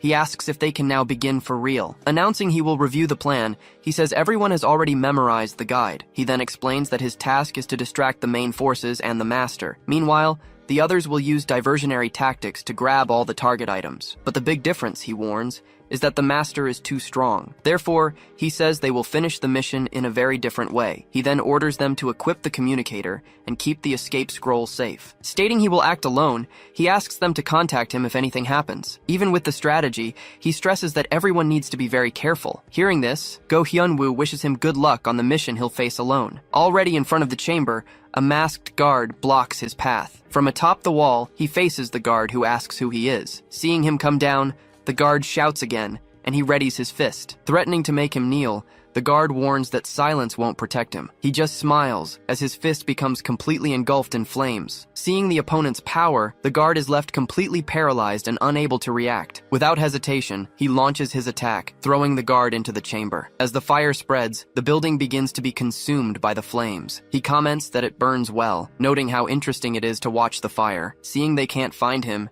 he decides he'll have to help them out a little. Whistling to get their attention, he prepares for the next phase of his plan. Shouting loudly, he warns everyone that this is an enemy attack. Seeing the guards arrive, he says they're trying to win with numbers. Surrounded by the warriors, he simply replies that he already told them it's an enemy attack. Calling him crazy, the group's leader orders everyone to attack now. Agreeing that they're not wrong, he gets ready for the fight to begin. Dodging their blows, he says he'll see what they've got. Leaping into the middle of them all, he prepares for an area of effect attack. Let's play a little crazier, he says, concentrating power into his fist. With a strike to the ground, he unleashes a wave of fire that hits everyone. Leaving the enemies fallen, he walks calmly through the courtyard. Commenting on the mess, he says the boss must have noticed by now. Finally appearing, the master asks if he is the disciple of the Flame Tyrant. Seeing him, Kim Ho taunts that he has caused a lot of violence at the headquarters. The master then warns that he may have appeared, but he will pay for the damage with his life. Realizing the confusion, he wonders if the master misunderstood everything because of the name. With a smile, he says he has no answer for him right now. Calling him arrogant, the master prepares to attack with all his strength. Shouting for him to answer, the master charges forward, attacking with his claws. Barely dodging, he complains that a sudden attack is too much for him. Surprised, the master praises his skill in managing to dodge such an attack. Analyzing the claws, he realizes the technique combines poison and is very dangerous. Challenging him, the master tells him to try and dodge the next attack. Watching the enemy advance, he says he just needs to dodge the attacks well. Irritated, the master says he's a fast runner and he agrees. Suddenly, he asks why the master doesn't wash his dirty hands. Shocked, the master looks at his claws and is left completely speechless. Giving an ultimatum, he says he doesn't want to get near the master right now. Enraged, the chamber master promises he will ensure a very painful death. Commenting that he's slow, Kim Ho continues to dodge every attack. Then he reveals that he'll just keep running until he hears from Go Hyun-woo. He says he just needs to keep the master's attention focused on him for the tactic to work. Seeing the master's suspicion, he knows the distraction tactic could be discovered. Realizing it's time, he says he also needs to land a blow now. Challenging his enemy, he says he's going to show his true combat skills. Seeing the new technique, the master confirms that he is the tyrant's disciple. Replying with a smile, he says the master can think whatever he wants. Leaping into the air, he prepares to attack the master from above. The master then says that in the air, his movements are completely useless and attacks. With a confident smile, he turns in mid-air for a surprise counterattack. Shifting his position in the air, he narrowly manages to evade the blow. Is that so? He asks, preparing for the final blow in mid-air. Combining his skills, he strikes the master with his Hell Fist in mid-air. Landing on the ground, he says the blow connected, but it's not enough. He explains that the master is B rank for a very specific and dangerous reason. His identity, in fact, is that of a survivor from a great ancient war. Seeing his move, the master says his aerial movement is good. Surprised by the air walk, the master admits he underestimated his opponent. Correcting his enemy, Kim Ho reveals that the master is the horn of the demonic cult. With his identity exposed, the master unleashes his power and vows to kill him. Meanwhile, the guards rush to put out the fire spreading through the gate. Having infiltrated, Go Hyun-woo and Shin Byung-cheol say they got through without any trouble. Seeing a door, they believe it's the entrance to their secret vault. Shouting about the gate,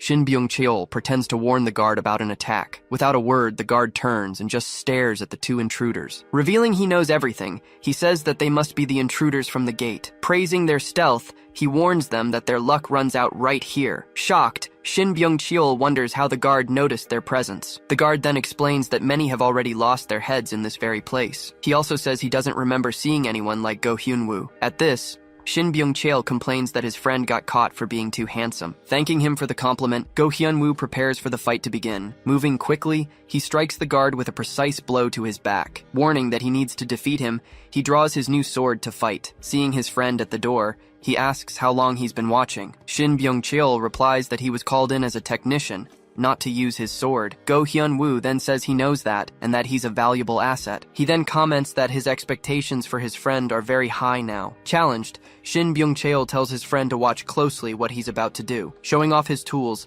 he prepares for his grand technician's performance. Unlocking the door, Shin Byung-cheol uses his tool while Dang Gyu-young watches. Very carefully, he uses his tools to pick the gate's complex lock. Successfully opening the door, he looks back with a confident smile. Dang Gyu-young then asks if he's done, and he confirms they can go in now. Walking down the hall, she remarks that it's unexpected for there to be no security devices. Without realizing it, she steps on a pressure plate, activating a hidden trap. Just then, she notices a strange glint coming from the wall right beside her. Suddenly, a projectile whizzes past, narrowly missing her and hitting the wall near her face. Startled, she comments that things would have gotten very dangerous without his help. He then warns her that it's risky to let her guard down, and she agrees to trust him. Telling her to follow him, he tells her to pay close attention. She agrees, a bit nervously. Pointing to the floor, he tells her to step on a specific stone in the hallway. Then, he gives a series of commands, ending with the order for her to pull now. As the trap is triggered, he runs down the corridor, dodging moving blades. Once on the other side, he lets her know the path is clear for her to cross. She remarks that his skill with mechanisms is incredible, and he replies proudly. Reaching a dead end,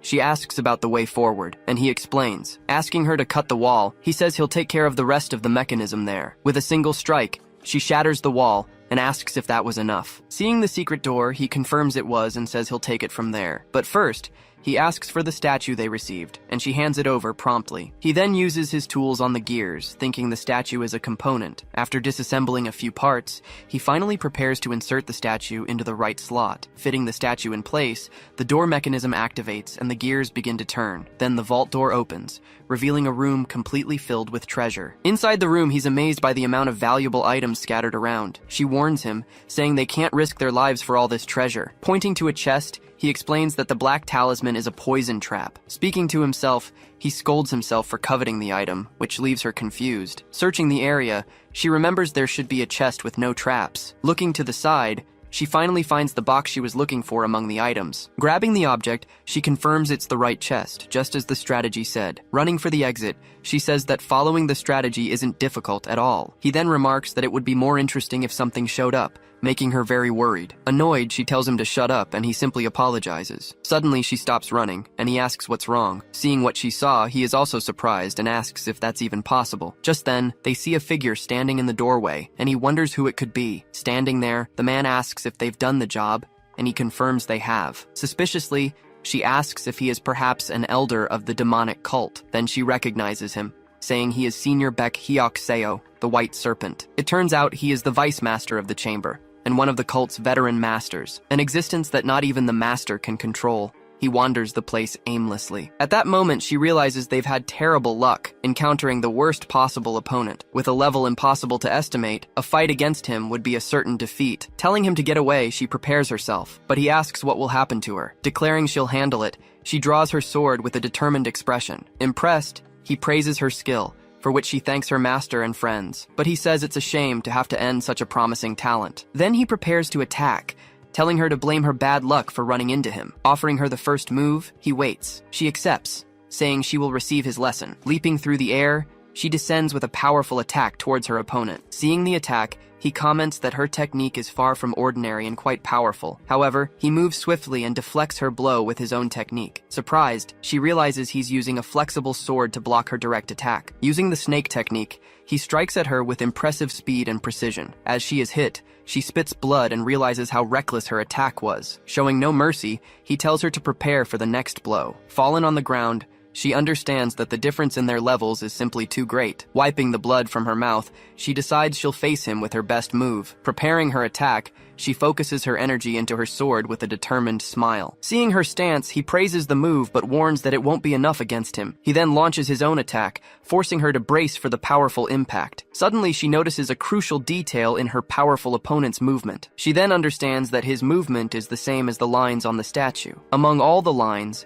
One of them perfectly overlaps with the trajectory of his sword. In that instant, she finds the exact point she needed to counterattack effectively. Using her technique, she releases a stream of energy to intercept the incoming attack. With a fluid motion, she manages to parry and counterattack with her own special skill. Impressed, he admits that for someone her age, her move was truly incredible. Though wounded, she leans on her sword, and he says she can be proud. But he decides to fight seriously, saying it would be an insult to keep holding back now. A powerful energy then suddenly begins to emanate from the old master's body. Feeling the pressure, she realizes his energy is strong enough to injure her. Before her, the image of an enormous serpent forms, ready for the final attack. Facing the energy serpent, she knows she can't block this final blow, but she refuses to give up, remembering the will left by her former master. Thinking of the friends who trust her, her determination grows even stronger in that moment. With a shout, she readies herself, declaring she's not ready to fall yet. Seeing her reaction, he readies his sword and warns that this will be the last one. Creating an energy barrier, she braces herself to take the attack head-on. He then recognizes the technique, saying it's a move to deflect attacks. Doubting her defense, he warns that there will be no mercy in the final blow. With a powerful yell, he warns that she will be defeated right here. Then, he launches his strongest attack, a dragon-shaped blast of energy. To steady herself, she places her other hand on the hilt of her sword. Hit head-on, she's dragged backward by the force of the impact. Even injured, she faces her opponent with a firm and utterly determined expression. After the impact, she manages to stay on her feet, despite the massive destruction on the ground. After coughing up blood, she glares at the master, who seems surprised by the outcome. Without even needing to draw the sword from her back, she prepares for the final confrontation. Using the scabbard itself, she manages to receive her powerful opponent's ultimate technique. At the moment of impact, she feels a strange presence blocking the blow between them. Looking at the weapon, he says that sword must be a famous blade. As she recovers, he wonders about the identity of the sword and its owner. Declaring the fight over, he decides not to ask any more questions about it. Then he simply turns and tells her to leave, leaving the girl utterly confused. Reminding her, he says the previous technique was the last one, and that he keeps his word. In that moment, he reaffirms that it was truly the last attack of the fight. Finally understanding what he meant, she is surprised by the master's attitude. Telling her to grab her friend and leave, he says he won't pursue them. As they move away, Shin Byung-cheol asks if the old man won't attack them from behind. With her back turned, she says she will visit again, and he replies that he will eagerly await her. Finally leaving the gate, she remarks that the old master doesn't mess around. Thankfully, there are no pursuers, so he suggests they rest a bit before moving on. Offering a potion, he tells her to drink it to recover quickly. After she drinks it, he explains it was a high-level potion from his inventory. Feeling much better, she thanks him, and he responds with a confident smile. She then comments that his loss was great, but he says he had no choice. Jokingly, she says he's bold, and he replies that he acts when he needs to. Changing the subject, he asks if she's really coming back, and she confirms she is. He then questions if the old man will remember, mentioning the fencing club in the dungeon. According to him, when the dungeon regenerates, all memories of their encounter will disappear. But she replies that it doesn't matter,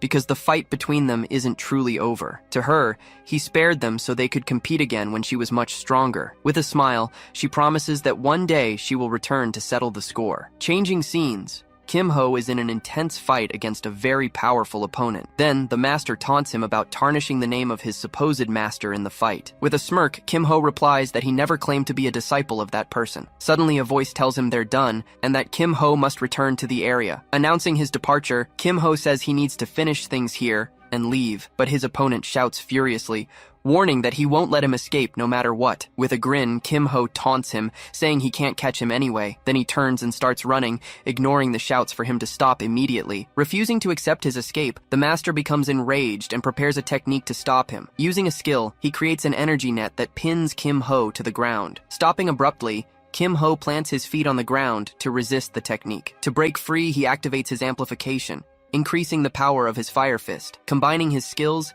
his fist becomes enveloped in a much more powerful and unstable energy. He then prepares to destroy the energy chains that bind him tightly. Launching his attack, he fires a blast of energy at his opponent in the air. His strike creates a massive fire tornado that surges forward, rapidly destroying everything in its path. After the attack, he feels the painful backlash from his own skill in his body. Looking at his burnt hand, he knows he has to endure the consequences of that power. Seeing the damage, he says that bought them some time and they need to head back soon. Seeing that the enemy has recovered, he decides he needs to get out of there fast. Now at a safe distance, He believes they should be fine. Walking through the village, he imagines the master will be searching the entire area. Arriving at the abandoned house, he wonders if his companions have already made it there. Carefully, he approaches the door and gets ready to go inside. Upon entering, he reunites with his friends, who confirm they got there quickly. Noticing their appearance, he asks why they look like that, finding it all strange. Deducing they fought the white serpent, he receives confirmation with a smile. Saying they weren't lucky either, he shows them an emergency escape scroll. Worried about who might be waiting outside, he tears the scroll without hesitation. With that, a portal opens in front of them, and he tells them they can leave now. Stepping out of the portal, Shin Byung-cheol waves excitedly and announces that they're back. At that, Dang Gyu-young warns that they need to get out of there before someone discovers them. Suddenly, two figures emerge from a shadow right in front of the group. Shin Byung-cheol then explains that it's the leader's ability, telling them not to worry. Revealed to be the shadow pouch, the ability hides people in a dark space. Going up the stairs, she warns them to walk carefully, because there are people on the floor above. As they go up, Kim Ho asks about the mission, and she confirms they got everything. With a smile, she praises Kim Ho, saying he's a very capable junior. But suddenly, her expression changes as she realizes something strange just happened. Explaining what happened, she says a scout butterfly was caught by Guak Seung-jae. Trying to play it cool, she says they were just walking around on the building's lower floor. From the green mist, a figure begins to walk slowly toward them. Revealed to be Guak Seung-jae,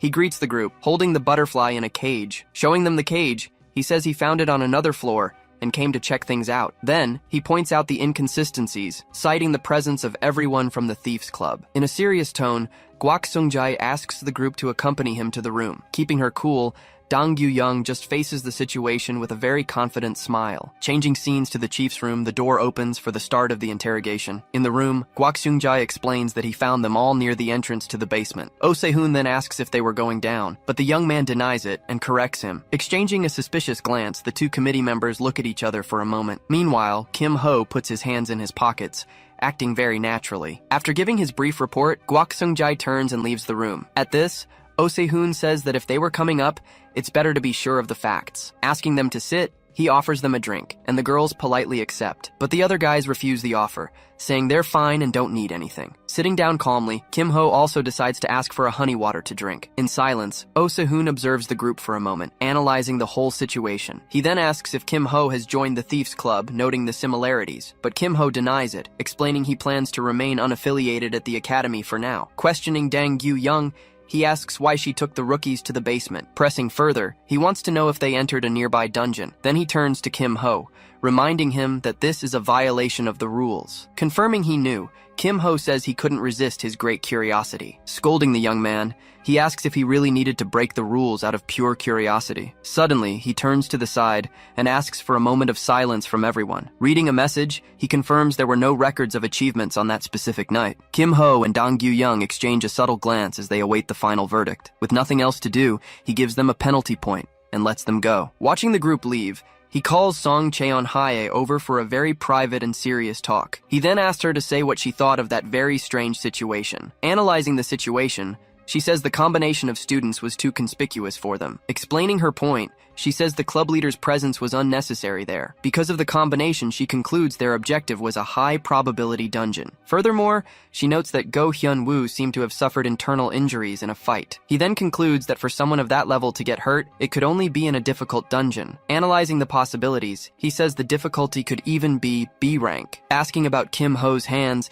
he finds out she couldn't check in time. Then, he reveals there were burn marks on his right hand, surprising his colleague. Even though it's hard to connect the incidents, he says one thing is absolutely certain now. He then explains that the burn is recent, and the moment someone goes in there, it will be the perfect chance they'll have to finally pick up their trail. Outside, the group says their goodbyes, and Shin Byung-cheol thanks them for their work. Then Dang Gyu-young asks Kim Ho for a private talk, and he accepts. Walking down the street, she apologizes for getting caught after she had bragged. He agrees it was disappointing, which annoys her, and she blames the inspector for the situation. Seeing her reaction, he says that one penalty point is no big deal, but she suddenly asks to see his hand, leaving the young man a bit confused. Seeing the burns, she asks if the inspector saw them, and he confirms he did. Questioning his use of power, she hears him admit that he made a mess in there. Warning him of the danger, she says the key now is to privatize the dungeon. Agreeing to help, he says it wouldn't be good for them if he got caught. At that moment, she asks why he keeps taking such big risks all the time. With a serious look,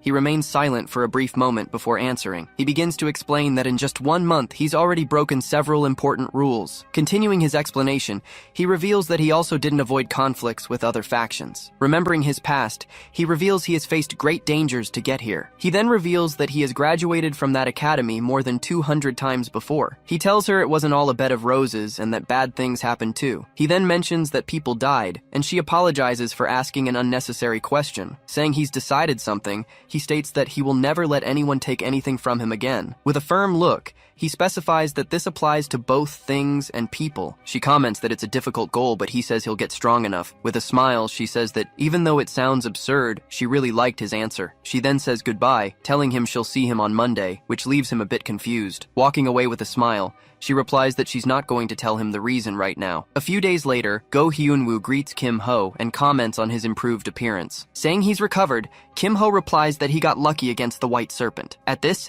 he asks how Go Hyun-woo managed to escape from such a powerful enemy. Explaining the situation, he reveals that he had to use his sect's sacred relic. He then confirms he borrowed its power, as everyone's lives were on the line. With an awkward smile, he says there's no way he can face his master now. Analyzing the sheath, Kim Ho realizes the relic is of an extremely high level. Looking at his friend, he understands that his pride must have taken a big hit. Then he says it wasn't easy, leaving Go Hyun-woo surprised by his words. Promising to work hard, he hears Kim Ho say that he'll definitely be able to do it. Entering the room, they find Seo Ye-in and comment that she arrived very early. Noticing a scent in the room, Go Hyun-woo asks if Kim Ho also picked up on the aroma. Waving her hand in the air, she confirms that the smell has filled the entire place. Seeing the bag on the table, the two guys react, realizing they're homemade cookies. Offering a cookie, Seo Ye-in asks what he thinks it looks like. With a smile, Kim Ho asks if she finds dinosaur cookies interesting. At this, the two guys become apprehensive, expecting the worst to happen after that question. So Go Hyun-woo decides he needs to prevent Kim Ho from suffering the same fate he did. Trying to save the situation, he compliments the cookie,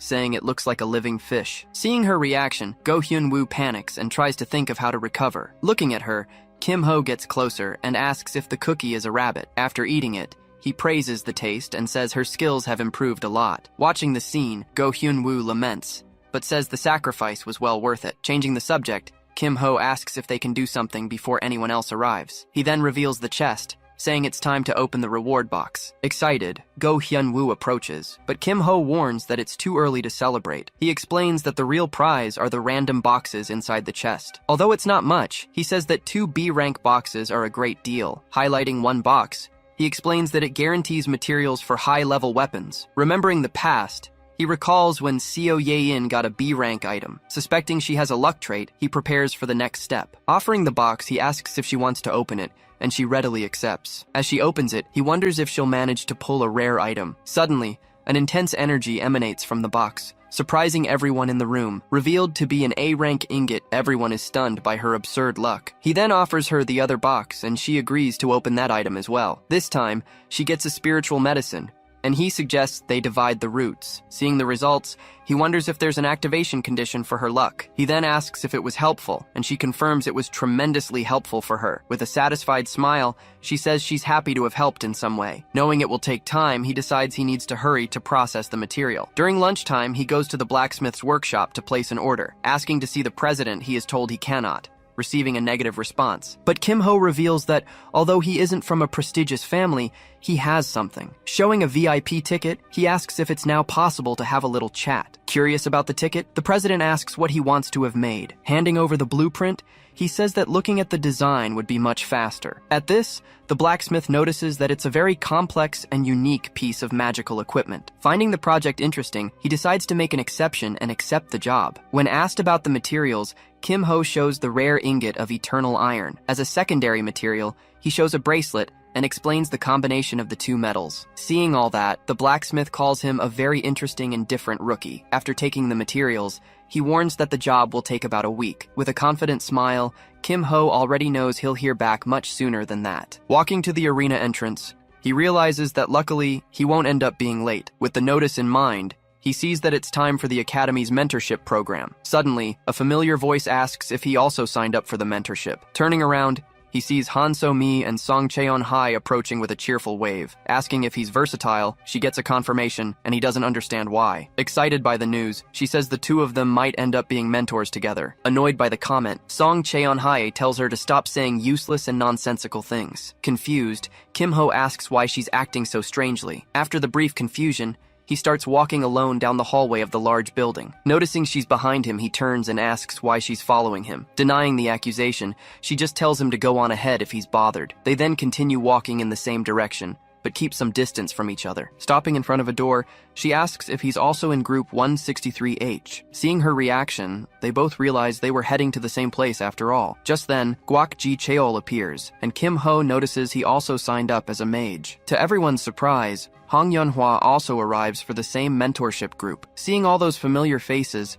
they wonder who the mentor for their group will be. Suddenly, a voice calls out and greets the rookies waiting down below. Looking up, the group sees the figure of their new mentor observing them. With a slight smile, Kim Ho finally understands what she meant by Monday. Revealing her identity, Dang Yu-young says she is the new mentor for this select group. On a beautiful day, the sun shines intensely over the academy building. Standing before the group, she begins to explain the mentorship's objective to them all. Continuing her explanation, she says she needs to check each of their abilities. With a snap of her fingers, she activates the arena and announces the PvP match. Asking for their attention, she says she will explain the rules of combat to the group. The first rule is the elite enemy, and she reveals that it will be her. Aware of their disadvantage, she decides to set some custom rules for the fight. The first rule is that all of her abilities will be limited to C rank in the arena. Next, she explains that to win, they need to remove 3 stickers from her body. The final rule is that they must attack her in pairs however they wish. Finishing her explanation, she asks if anyone has any questions, but everyone remains quiet. Seeing there are no questions, she tells them to enter whenever they're ready. Repeating the rule,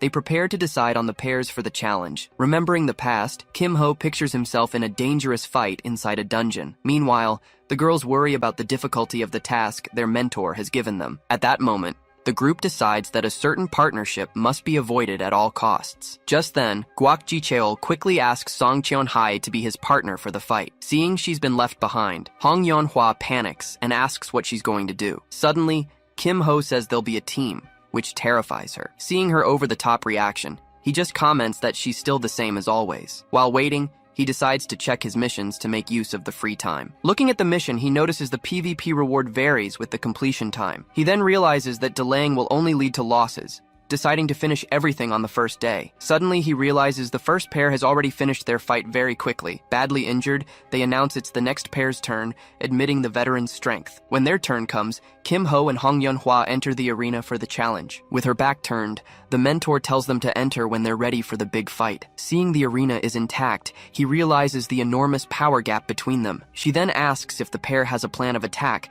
but he remains quiet. Then he says that first, Hong Yeon-hwa will fight alone, leaving her very surprised. Explaining that she needs to learn, he decides to stay back and watch the fight. Alone in the arena, Hong Yeon-hwa prepares to face the mentor with her staff. With a smile, she asks about their plan and says they can do as they please. Under attack, Hong Yeon-hwa is forced to retreat from the force of the blow. Reacting quickly, she uses her staff to create a powerful fire arrow. As Kim Ho watches, she readies her fire arrow to attack the mentor. Without any difficulty, the mentor leaps over the projectile, dodging the direct hit. Appearing beside her, the mentor warns that their plan isn't good enough. But suddenly, Kim Ho's fist appears and blocks the mentor's attack. With his arm extended, he stops the blow from hitting his completely defenseless partner. He then manages to grab one of the shadow butterflies with his right hand. The butterfly then explodes in his hand, releasing a blast of energy against him. Impressed, she comments that he reacted even from such a great distance from his partner. Now beside her, he gets ready, and the mentor asks if he's going to fight. With a smile, he states that he doesn't plan for them to attack her together. Asking her to try close quarters combat, he instructs her on the strategy. He then says that even if she loses, she at least needs to try the new tactic. Determined to fight with everything she's got, she prepares to use her maximum power now. Creating a lava whip, she prepares to advance on her opponent. As she charges forward bravely, the mentor finds the strategy bold, but not half bad. But she warns that it only works if the attacks can actually hit their target. Blocking the lava whip, the mentor stops the attack with ease and composure. At this, She praises the rookie's talent for going straight for the stickers on her body. Despite the praise, a shadow butterfly approaches her foot unnoticed. Appearing in an instant, the mentor strikes her with a swift and precise blow. Surprised by the speed, she notices the mentor used the explosion to move. Asking what she's looking at, the mentor distracts her for a brief moment. Caught in the trap, she realizes her feet are pinned by the mentor's shadow. Seeing the butterfly approach her face, she's left completely unable to react. With the explosion, the mentor defeats her, making her scream from the powerful impact. Lying on the ground, the mentor explains that she can't just focus on attacking. With a smile, she says, "You learn by taking a beating," and that this is the first lesson. At this,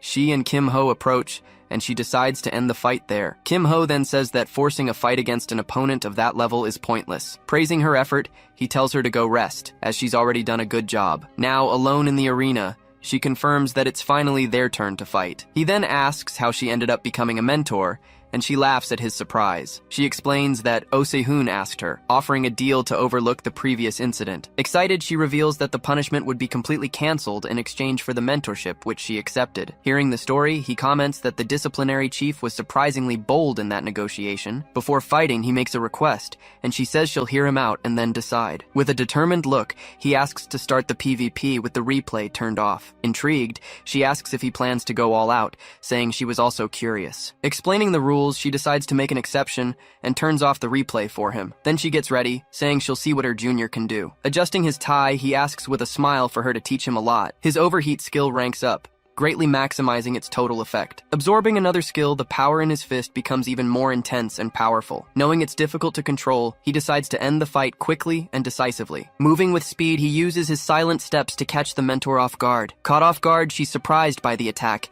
and he rips off the first sticker. With the suffocating pressure of his skills, he prepares to continue the assault. Grabbing the sticker, he warns her he's coming for the next one, giving her no time to rest. Breathless, she asks for a second to recover, but he denies her request. Pushing forward again, he attacks, and she's forced to block the direct hit. With no other choice, she retreats and uses her shadows to defend against the attack. Seeing her defense, he uses his wind power, creating a sphere of energy. He launches the attack, hitting her head-on and forcing her to retreat once more. But she recovers and tries to counter-attack, realizing he has closed in again. Dodging the blow, he successfully rips the second sticker from her shoulder. Seeing that two are gone, she asks for a moment to prepare, but he refuses. With a smile, he says he's going all out to win this fight for good. Going for the last sticker, he warns her he'll get it no matter what. Leaping over her, he manages to grab the sticker, successfully ending the match. Admitting her carelessness, she realizes he survived the chamber with just one burn. At that moment, she decides to fight at his real level and activates her Garden of Shadows. Knowing the garden only deals damage within its area, he analyzes the situation. Standing amidst the shadows,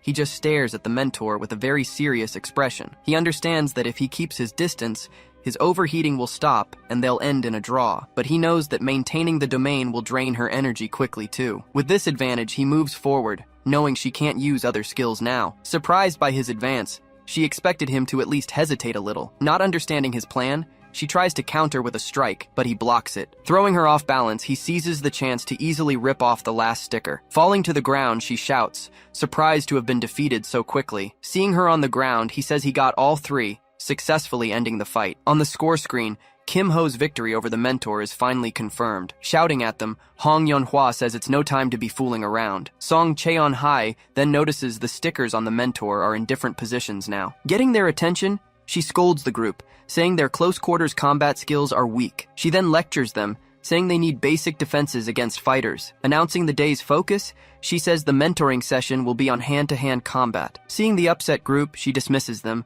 offering 3 more chances for the task. Looking at the screen, he realizes that completing the mission increases the event bonus. The mentor then questions him, saying someone of his level doesn't need mentoring, but he replies that he needs to learn everything he can, especially from her. With a smile, he reveals he's after a specific evasion-based trait. He understands the reward only counts if he gets direct help from his mentor. Agreeing to help, she prepares for the training and tells him to get in position. Then she suggests he remove his bracelet, and he asks if it's no limits. With a smile, he says this increases the chances, and she questions the condition. He reveals the trait's name is Distortion, leaving the mentor quite surprised. Curious, she asks what the trait does, and he promises to demonstrate once he learns it. Agreeing to help, she removes her bracelet and prepares for some serious training. Taking off his bracelet, he agrees to start the serious training right then and there. With a smile, she tells him to prove he's not just all talk. Launching a shadow projectile, she yells at him to try and dodge her attack. Narrowly dodging, he realizes it's one of her clan's projectile arts. Analyzing her tactic,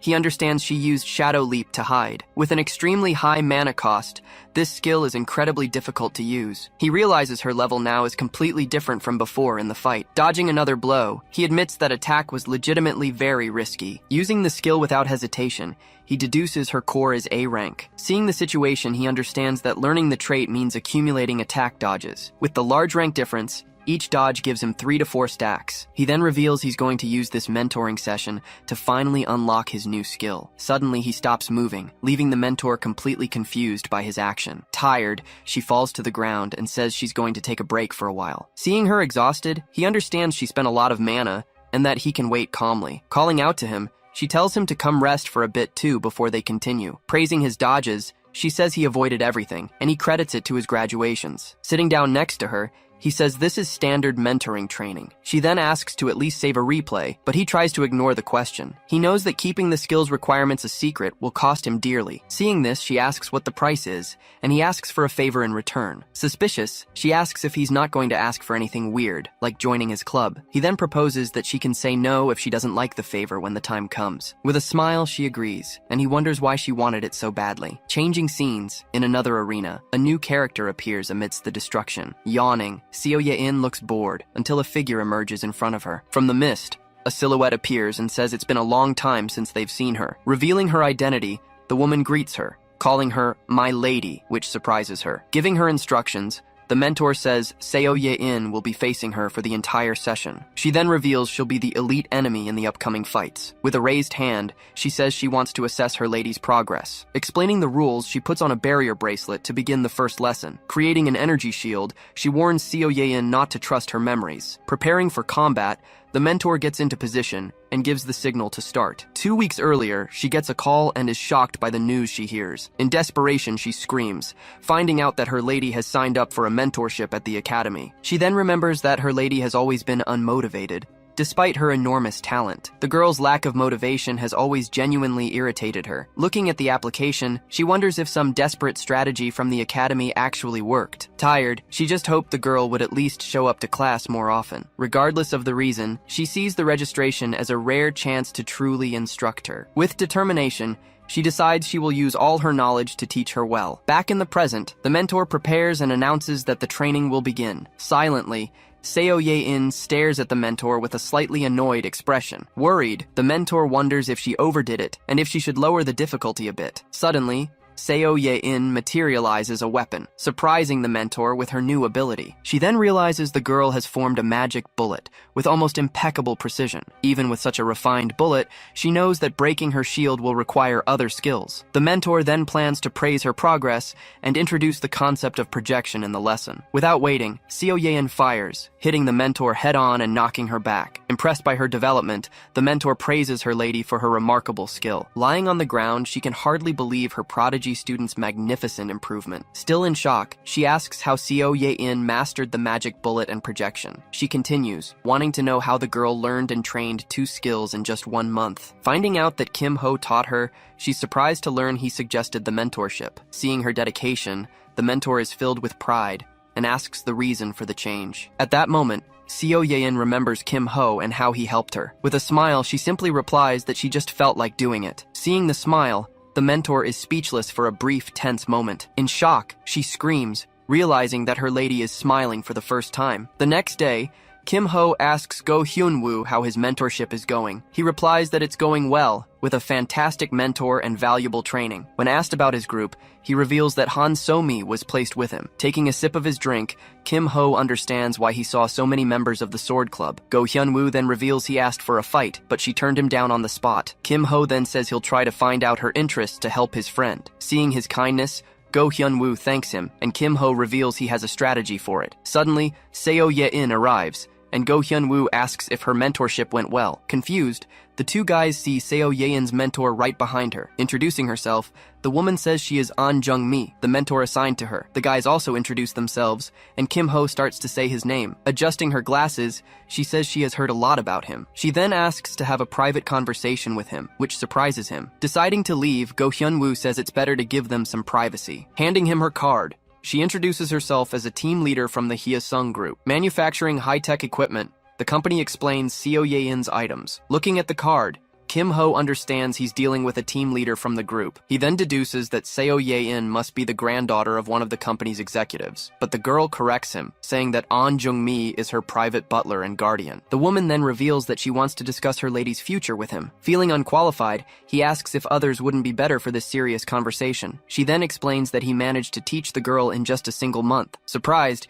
he asks if no one taught her properly before, and she praises him. He then questions if she pays attention at home, leaving them both speechless. Trying to smooth things over, the woman says she focuses on what interests her, but he sees through it. He then says he will support her, and Seo Ye-in thanks her friend for his help. Sharing the news, the woman reveals that her skills have advanced to C rank. Thoughtfully, he says that despite her power, she still needs more mobility and defense. Agreeing with him, she asks if he has any skill recommendations for her. He then recommends the feather walk skill, saying it would be the ideal option for everyone. Functioning like silent steps, the skill reduces weight and increases movement speed. Besides dodging attacks, the technique also has a book that costs a fortune. With a smile, he says that's not a concern for the Hyesung group. She then says she will acquire the book and thanks him for his guidance. Asking him to accept a gift, she opens her inventory, leaving him a bit confused. Revealing a pair of shoes, she offers them as thanks for his great help. Seeing the item, he comments that it must be expensive, but that's to be expected from the group. In that case, he says he will gladly accept it, as he really needs the item. Moving on, she asks him to continue looking after her lady from now on. Hours later, Kim Ho decides to leave Seo Ye-in's development in her mentor's hands. Thinking of his friend, he decides he needs to go to the workshop first. Suddenly,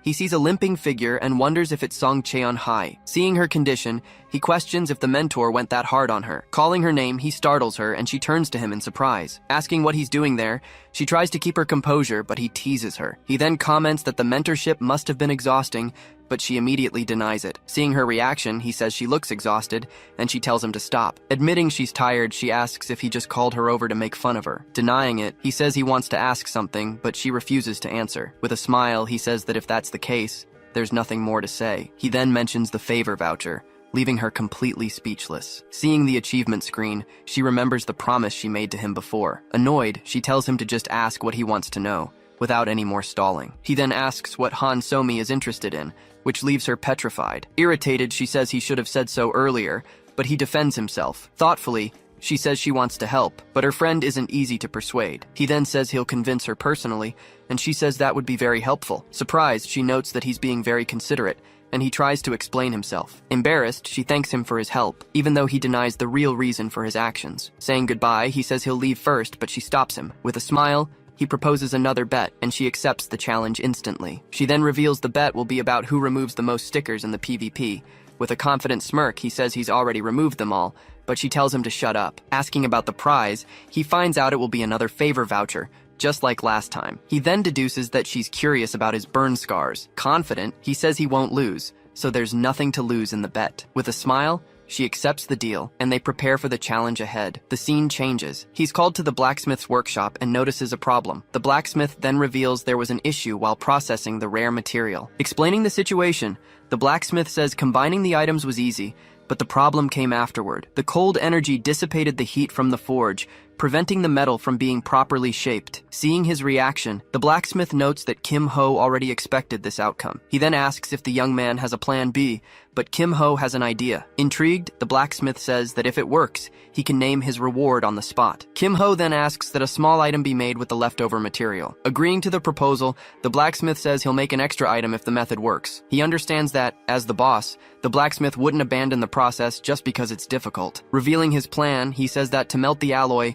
he needs a fire mage. His target is the head of the Ruby Magic Tower, one of the most powerful mages at the academy. Being his colleague's older sister, he has a way to approach her. With the ruby in hand, he knows he'll be treated as a very special guest. Meanwhile, Hong Yunhua laments that she's getting wrecked every day in the mentorship. Although her skills are improving, she still hasn't managed to remove a single sticker. Worried about her body, she decides to go home and recover from the intense training. Arriving in the room, Hong Yunhua screams, surprised to see her sister with Kim Ho. Seeing her reaction, the sister greets her and asks if she's back from the academy already. Sipping her tea, she says he doesn't need to return the ruby as it was a gift. She then asks him to take good care of her sister, and he agrees with a smile. Saying his goodbyes, he says he needs to go, leaving the girl even more confused and angry. Pointing at him, she asks why that guy is here, and her sister defends him. Mentioning the training, she says she heard they're in the same group now. She then scolds her, saying she never cared about hand-to-hand combat. With a smile, the sister asks if she's going to remove all the stickers in the PvP round. Annoyed, she asks why she should do that, and her sister gives her a warning. With a serious look, she says that if he's in the group, she must take them all down. Frightened by the order,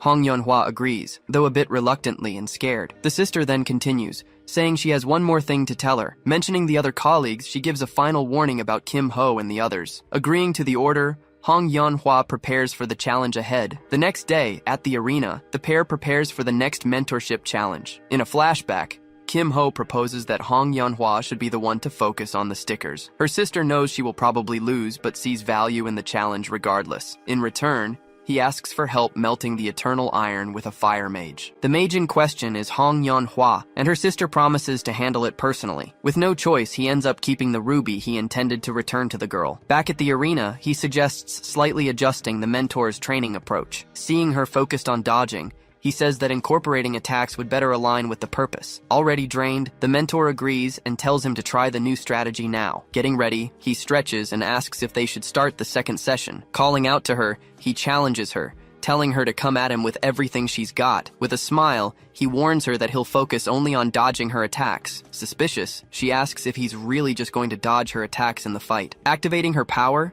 she gets ready and tells him not to change his mind. Watching from afar, the mentor tells her to start as soon as she's done talking. He understands the mentor is watching to decide the future of their mentorship. With a shout, she unleashes a blast of fire, telling him not to get distracted now. Barely dodging, he moves with agility to avoid her fire attack. In the air, she attacks him with her staff, continuing the offensive without stopping for a second. Noticing her tactic, he realizes she used the explosion as a smokescreen. He then acknowledges that she's improved a lot, and that her suffering wasn't in vain. With a firm step, he prepares to continue the training with more intensity. Dodging with ease, he says she still has a long way to go. The mentor just watches in silence as the fight unfolds in the circular arena. He understands this training is useful for both of them, serving as a benchmark. Struggling to attack and defend, she knows the difficulty is about to ramp up. Exhausted, she falls to the ground and shouts that she can't do this anymore. Tired, she asks how he can dodge so many attacks without getting hit. Getting up, she decides it's better to leave before he can attack again. Calling her name, he stops her from leaving, and she turns around, a little startled. With a smile, he says he heard she has a special trait,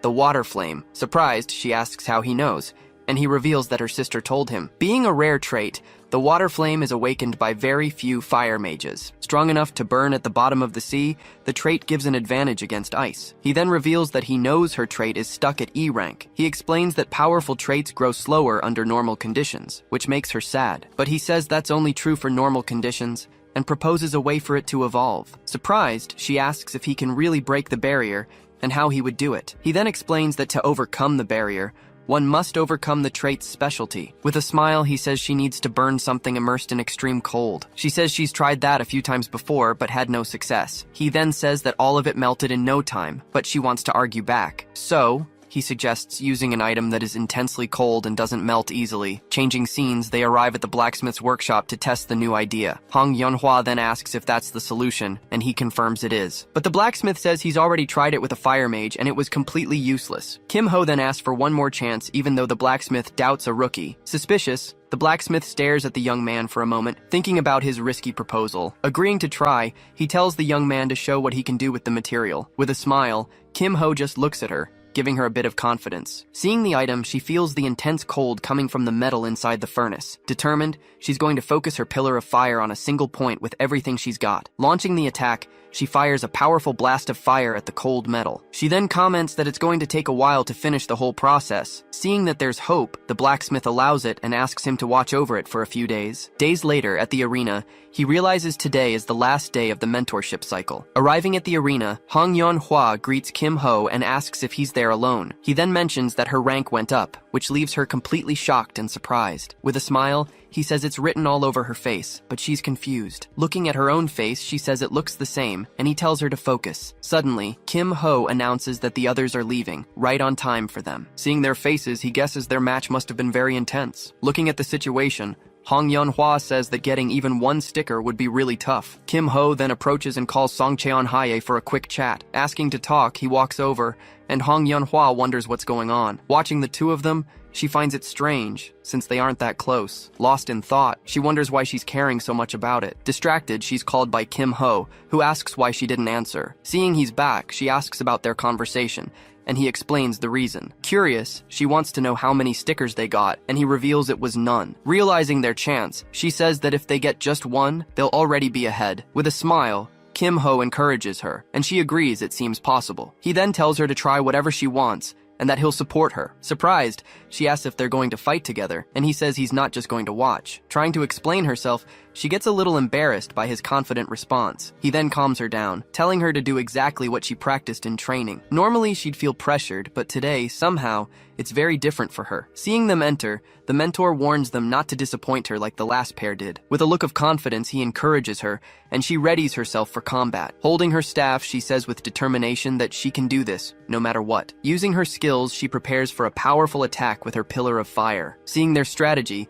the mentor wonders if they're overdoing it right from the start of the fight. Creating an orb of fire, she warns that today will be very different from yesterday in the arena. Launching her attack, she prepares to show off her new powerful ability. With a shout, she unleashes a massive wave of fire at her opponent in the arena. Wielding a shadow sword, the mentor braces herself, trying to understand the new strategy. She then uses the sword to block the fiery explosion with ease. Despite the attack's force, the mentor successfully defends herself with her dark weapon. The explosion covers the arena in flames, creating a fiery battleground. Watching the flames, she realizes the rookie wants to interfere with her shadows. Charging through the fire, Hong Yeon-hwa strikes the mentor with a precise blow, but the mentor blocks the attack, saying it wasn't nearly enough. Determined, Hong Yeon-hwa keeps attacking with her flaming staff with all her might. Suddenly, the flames creep up the sword, and the mentor realizes the true target. Her guard down, the mentor leaps back to avoid being disarmed. Seeing the opening, Hong Yeon-hwa lands a powerful blow to her opponent's stomach. With a smirk, the mentor faces the rookie, impressed by the well-executed strategy. Surprised, Hong Yeon-hwa sees she didn't dodge, taking the hit head-on. Startled, she realizes shadow butterflies have trapped her feet to the arena floor. With an explosive burst, the mentor strikes her, sending her flying. Kim Ho protects her with a barrier, but she feels sick from the attack. Scolding her, he says she can't let her guard down, and she apologizes. Seeing the support, the mentor decides to adjust the difficulty and prepares to strike. Charging forward with her daggers, she says she can't afford to chat. Hong Yeon-hwa manages to block the blow, but the mentor speeds past her. Seeing the mentor charge, she readies her staff to attack again. Noticing the improvement, the mentor praises her sharper movements and judgment. Despite the improvement, she warns that her attacks are still too predictable. Leaping over her, the mentor attacks, but Hong Yeon-hwa manages to defend herself. Seeing her struggle, Kim Ho decides it's time to lend a hand. With a smile, he gets ready to join the fight and help his partner. Stepping forward, he says she did well but questions her stamina. Suddenly, the mentor senses his presence and prepares for a serious fight. Seeing the opening, Hong Yeon-hwa decides it's time to grab that sticker. With a quick move, she reaches out and manages to rip the sticker from her arm. Shocked, she can hardly believe she got the mentor's sticker during the fight. Celebrating, she yells out that she finally managed to get one of her stickers. Watching from afar, Kim Ho notices she didn't panic and has improved a lot. The mentor then warns her not to let her guard down in the fight. With a smirk, the mentor challenges her, telling her to try and get the rest now. Wondering if she can, she decides they need to go all out to win. With a shout, she charges forward, ready to continue the fight with all her strength. Despite their best efforts, the two are ultimately defeated by their powerful mentor. After the fight, the mentor praises their effort, despite their inevitable defeat. Addressing the group, she says at least someone managed to take one of the stickers. Surprised, the other group finds out it was Hong Yeon-hwa who accomplished the feat. With a smile, she realizes she's finally surpassed her rival, even if just by a little, but she tries to hide it, and her teammates ask what she's laughing about. Scolding the group, she warns there's still a lot to improve in their fighting. Confused, the group asks what she means by continuing the training. She then explains there are still 3 weeks left and dismisses them until the next day. Tired, they decide they also need to head back and rest for the next day of training. And so, Kim Ho and Hong Yunhua are left alone in the arena, watching the others leave. As he turns to leave, she stops him, asking him to wait a moment. A bit awkwardly, she thanks him for his help in getting the sticker during the fight, but he says there's no need to thank him, as it was the result of her own effort. At that moment, she starts to wonder if she's been judging him wrong all this time. She then starts to think that maybe he's better than she initially thought. Suddenly, she realizes she's leveled up, leaving her completely stunned and confused. Waving, she says goodbye with a thank you, and tells him she'll see him at the academy tomorrow. Completely baffled, he wonders why she suddenly acted that way. Just then, the mentor appears behind him, asking why he's so relaxed. Annoyed, she says she only came back to scold him about the ability. She then questions him about his rankings, and he explains that everything always resets. Impatiently, she stretches, saying she's already exhausted from dealing with everyone. She then tells him to take it easy starting tomorrow, and says goodbye to get some rest. He stops her, asking where she's going in such a hurry. Reminding her of their deal, he says the week isn't over yet and that she agreed. Tired, she asks for a break, but he insists, saying they're almost there. Sighing, she agrees to continue,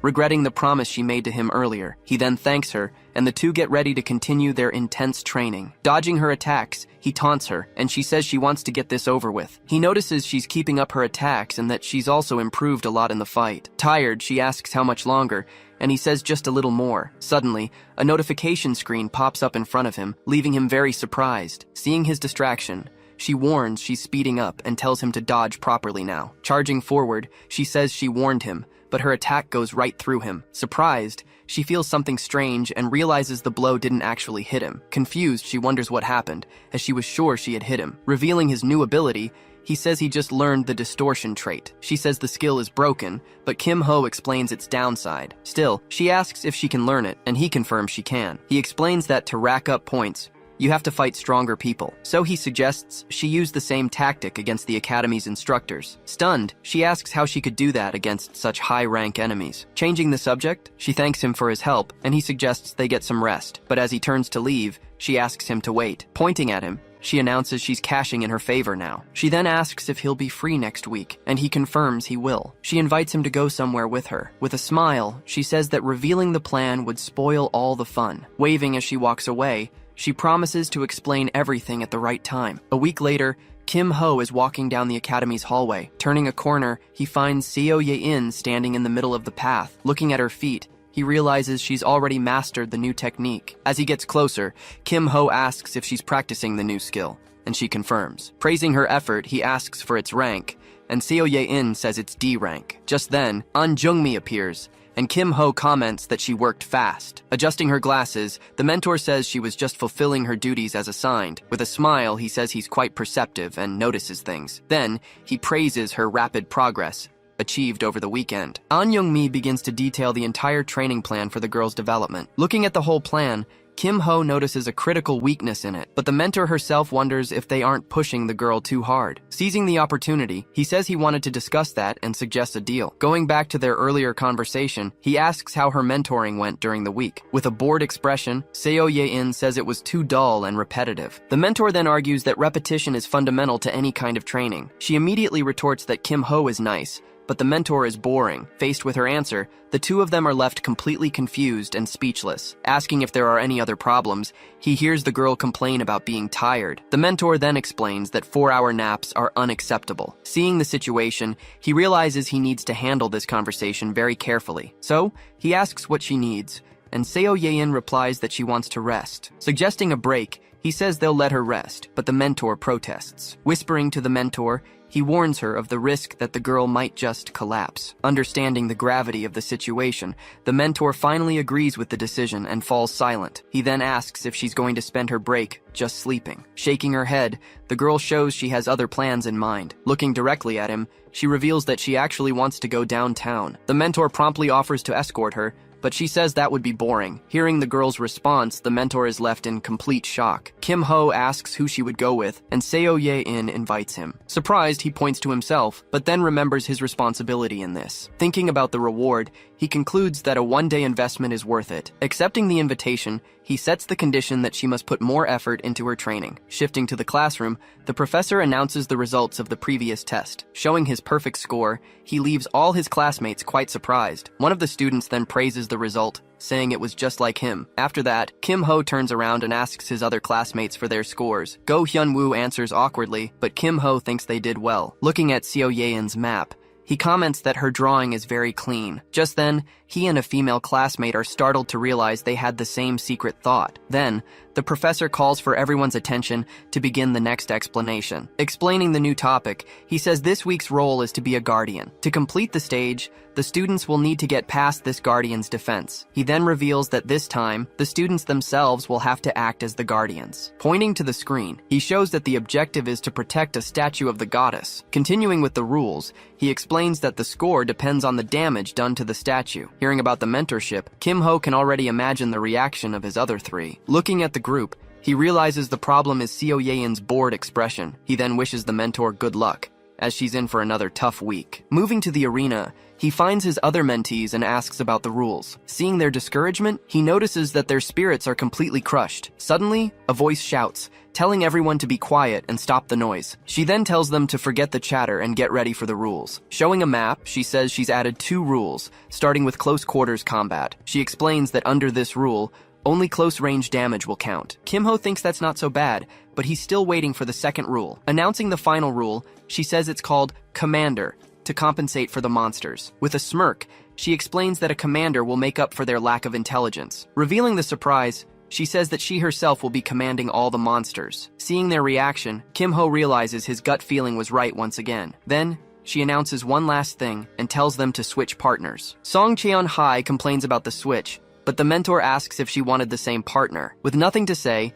she just tells them to get on with it. Announcing the first pair, she points to Kim Ho and Song Cheon-hai. Pointing to the gate, she orders them both to enter at once. Arriving at the ancient temple, they look around to get a feel for the place. In front of the goddess statue, they see the place is partially destroyed. Just then, the mentor appears behind them, asking if they were just relaxing. With a serious look, she tells them they're starting immediately and to get ready. Seeing her hide in the shadows, Kim Ho braces himself for the start. Facing the statue, he asks if she's ready, and she confirms they should begin. Seconds later, a horde of goblins appears, heading straight for them. Song Cheon-hai says she'll handle the front line and asks for support. With his arms crossed, he says he's counting on her to handle it. Shouting for them all to disappear, she attacks the horde with all her might. Hitting only a few, the attack doesn't reach the monsters further back. Using her chain lightning, she manages to hit several enemies at once. Confused, she wonders why some of them weren't affected. Kim Ho then reminds her that the rule limits damage to close range. Determined, she declares she'll take them down one by one now. With a relentless fighting style, she unleashes a non-stop barrage of attacks. Watching from a distance, he notes her mana reserves are impressive. Her mana is on par with veterans, but he still notices a flaw. He realizes her control still needs a lot of work and more training. Because of this, she ends up using brute force instead of focusing on technique. But a goblin exploits an opening in her defense and manages to slip past her. Seeing the creature get through, she desperately yells for help and support. The goblin then charges forward and leaps at Kim Ho to attack. Quickly, he grabs the creature by the neck, stopping its attack instantly. Tossing the creature aside, he easily gets rid of the threat. She then yells, asking what he's doing, but he reminds her of her task. Telling her to calm down, he assures her he'll protect the goddess statue no matter what. Frustrated, she just tells him to defend the statue properly, and that's it. He then explains that holding the defense for 10 minutes should be enough. Suddenly,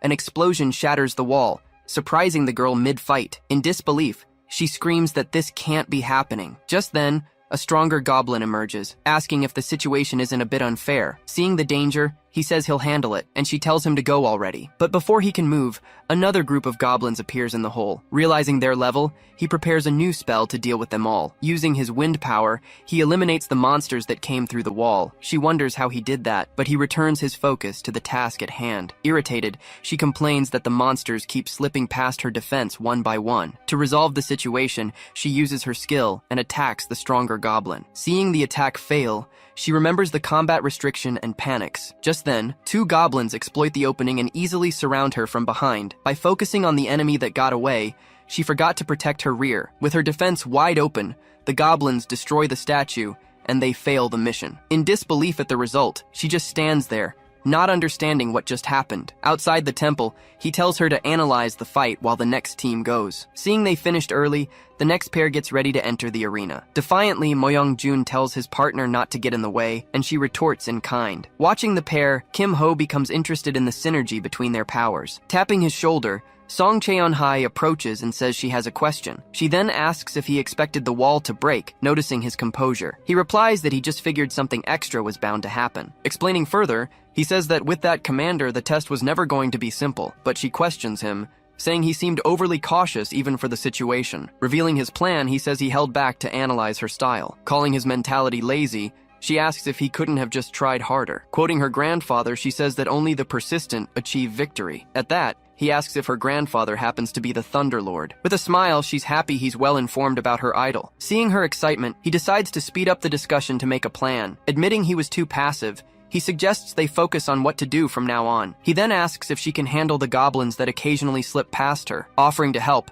he says he'll take care of any that get through until they have more information. She comments that he's being reasonable, but he reminds her that she needed a ticket. Changing the subject, he mentions that Go Hyun-woo asked him to thank her for everything. Trying to cash in a favor, she asks for a ticket, but he yells that it wasn't her. Averting his gaze, he notices the other pair had also finished their test. Checking the time, he sees the other pair managed to last much longer than they did. Thinking about it, he concludes she has every right to feel cheated. Worried, she asks what happened, but the other girl tells her to forget about it. With rivalrous glares, the two girls start provoking each other right there. At that, Hong Yeon-hwa gives a confident smile, showing she won't make it easy. With a determined look, she says she's really looking forward to a victory now. Back at the temple, he assures her he'll take care of any monsters that get past her. Asking her to cover one side, he points to where she should stand. Curious, she asks what the plan is, and he says he'll do something different. Thinking of a strategy, she plans to use an area of effect spell for continuous damage. With her hands on the ground, she then creates a large field of lightning all around. Just then, the first horde of goblins finally appears on the battlefield again. Seeing the magic on the ground, the monsters stop, confused, not understanding what's happening. As they enter the field, they're struck by electricity and instantly paralyzed. With a confident smile, she announces that the spell is ready and active. Being electrocuted, the goblins can no longer move across the battlefield. Watching her tactic, he realizes she's using her mana to compensate for control. Even without dealing damage, the spell is enough to slow the monsters down significantly. Seeing that she's found a way, he decides to focus only on his side. Looking at the wall, he notices the same hole from before reappearing. When the wall breaks, he prepares to deal with the emerging goblins. Apologizing, he announces that this side is permanently closed to visitors. Then he tells the monsters to use the main entrance if they have any business. With the statue intact, they easily pass the 5-minute defense mark. Just then, a new obstacle appears, and he was already expecting it. Sensing something bad, she hears him comment that their commander is relentless. Being an elite monster, it would normally only appear at the very end. Suddenly, the temple pillars begin to crack with a mysterious force. Facing the elite monster, she readies herself for the coming fight. Attacking with all her might, she lands a powerful blow and starts to dominate the enemy. He notes that the mission is a defensive one, and prepares for the other goblins. Distracted, she sees a goblin slip past and run straight for the goddess statue. But he creates a barrier, announcing that his defense is solid and secure. Giving the order, he tells her to focus on the elite while he handles the others. Understanding the plan, she turns back to the main fight against the monster. Concentrating all her strength, she prepares to attack the strongest enemy. With her feet covered in lightning, she charges toward the enemy at high speed. She then launches a direct attack, surprising the elite goblin with her strength. Seeing the scene, he realizes she understood the strategy for the next test. Trusting her, he activates his amplification to take care of his own side of the arena. Using his wind power, he effortlessly throws all the goblins far away. As he deals with the horde, one of the monsters watches him from a distance. Suddenly, the creature throws an axe, but he stops the blow with his magic. With a smirk, he notices his special ability was activated by the attack. He's surprised, as he didn't expect the goblins to be this smart. Meanwhile, her fight against the elite continues, making everything more complicated. Shouting that she'll end this, she prepares her final attack against the monster, but the goblin empowers itself with dark energy, suddenly blocking the attack. Dodging just in time, she watches the monster's attack fly right past her at high speed. The blow then strikes the goddess statue, completely destroying the target. With the statue in pieces, They fail the mission once again. Saying it was a close call, he tells her they just need a few small adjustments. Noticing her frustration, he's unsure of what to say next. With a shaken expression, she makes it clear that generic comfort won't help. Shortly after, the mentor ends the session and tells everyone to review the replays. Looking at the students, she finally says that everyone is dismissed. As everyone leaves, Kim Ho thanks her for her work and the training. Confused by her expression, he asks what really happened during the test. Shrugging, she says she only set the objective and didn't anticipate the goblins. She then yells that combat has unexpected turns, and they need to adapt. Noticing her smile, he stares at her, and she wonders what's up. Thinking about the lesson, he decides to focus on his own advancement from now on. Having used his wind magic, he decides it's time to get another skill. Just then, he remembers Spiral Blast, a skill essential to his style. He recalls that this was one of his main abilities in the game before, but to learn this spell, he needs to combine 3 other skills first. With a plan in mind, he knows he needs to learn the weaker spells first. Finding Dang Yu young, he asks for help in mastering a new skill. She immediately asks if it's a wind spell, and he confirms it right away. Angrily, she shouts that she won't help, but he calms her down and explains. The next day, Han Somi invites Song Cheon-hai to have a sandwich. Approaching the table, she compliments the food and gets ready for lunch. Suddenly, Kim Ho shows up and places his tray on the table with them. Explaining his arrival, he says he thought they could discuss the test over lunch. Excited, Han Somi invites him to sit, and Song Cheon-hee agrees. He then asks if she reviewed the replay, and she says the overall structure was good. Taking a bite,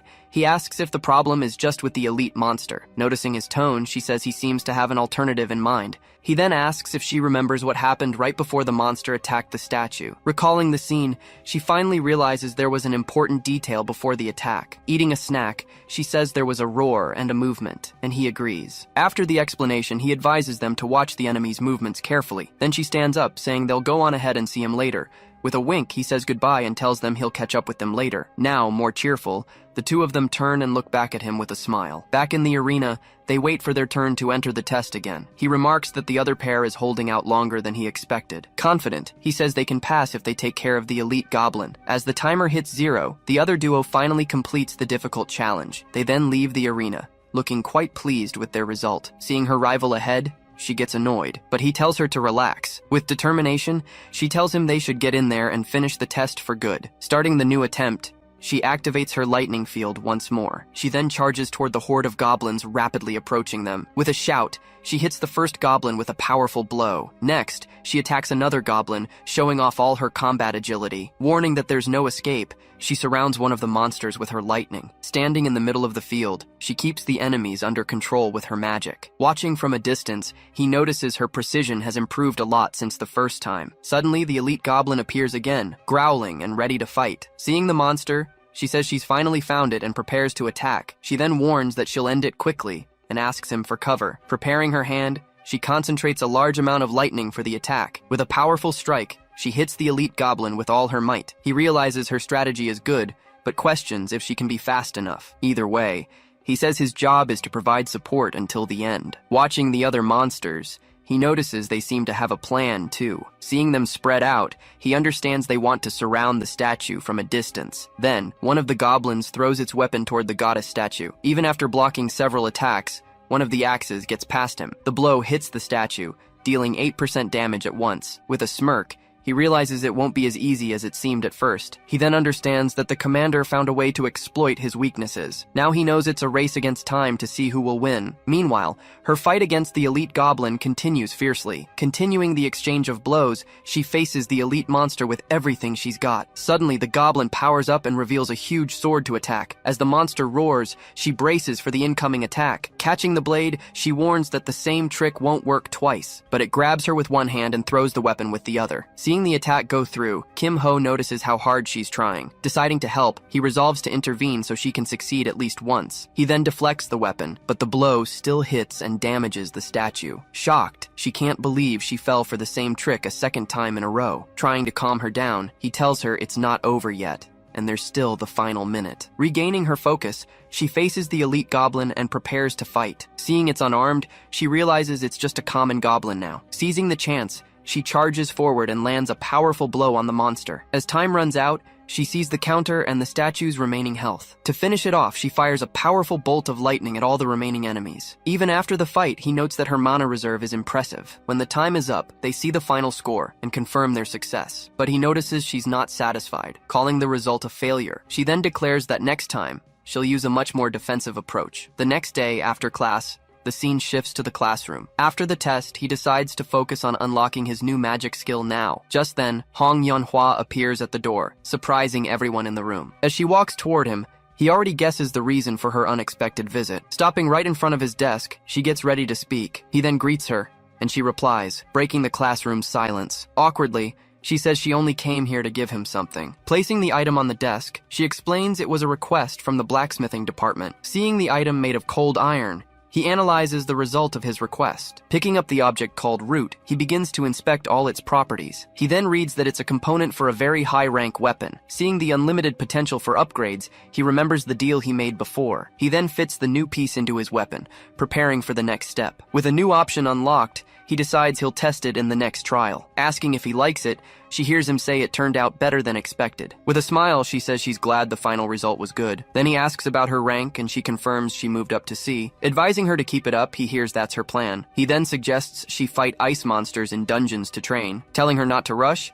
he says goodbye and heads to his mentorship session. But before he can leave, Seo Ye-in grabs him by the sleeve of his jacket. Looking at him, she says she wants to go somewhere over the weekend. Surprised, he tries to postpone the conversation, saying it's time for his mentorship. With a serious look, she insists it has to be now, leaving him confused. She calls him over, saying she wants to go somewhere, but he tries to delay. She insists it has to be now, leaving him confused about the situation. Just then, her mentor shows up and announces it's time for training. The mentor then remembers their agreement, warning the girl she can't guarantee her any rest. With nothing else to do, she leans on the table and gives up on the conversation. Watching the two leave, he comments that the mentor's timing was perfect. Thinking about his plans, he remembers that today is his supplemental class day. After class in the arena, she says everyone adjusted well to the tests. To everyone's surprise, she announces she's increasing the number of goblins tomorrow. Not understanding their shock, she says that tomorrow is the final day of training. Ending the session, she dismisses the group, who leave complaining loudly about the difficulty. Approaching her, he asks if they can have their extra lesson today. She asks if he just needs her to gather the monsters,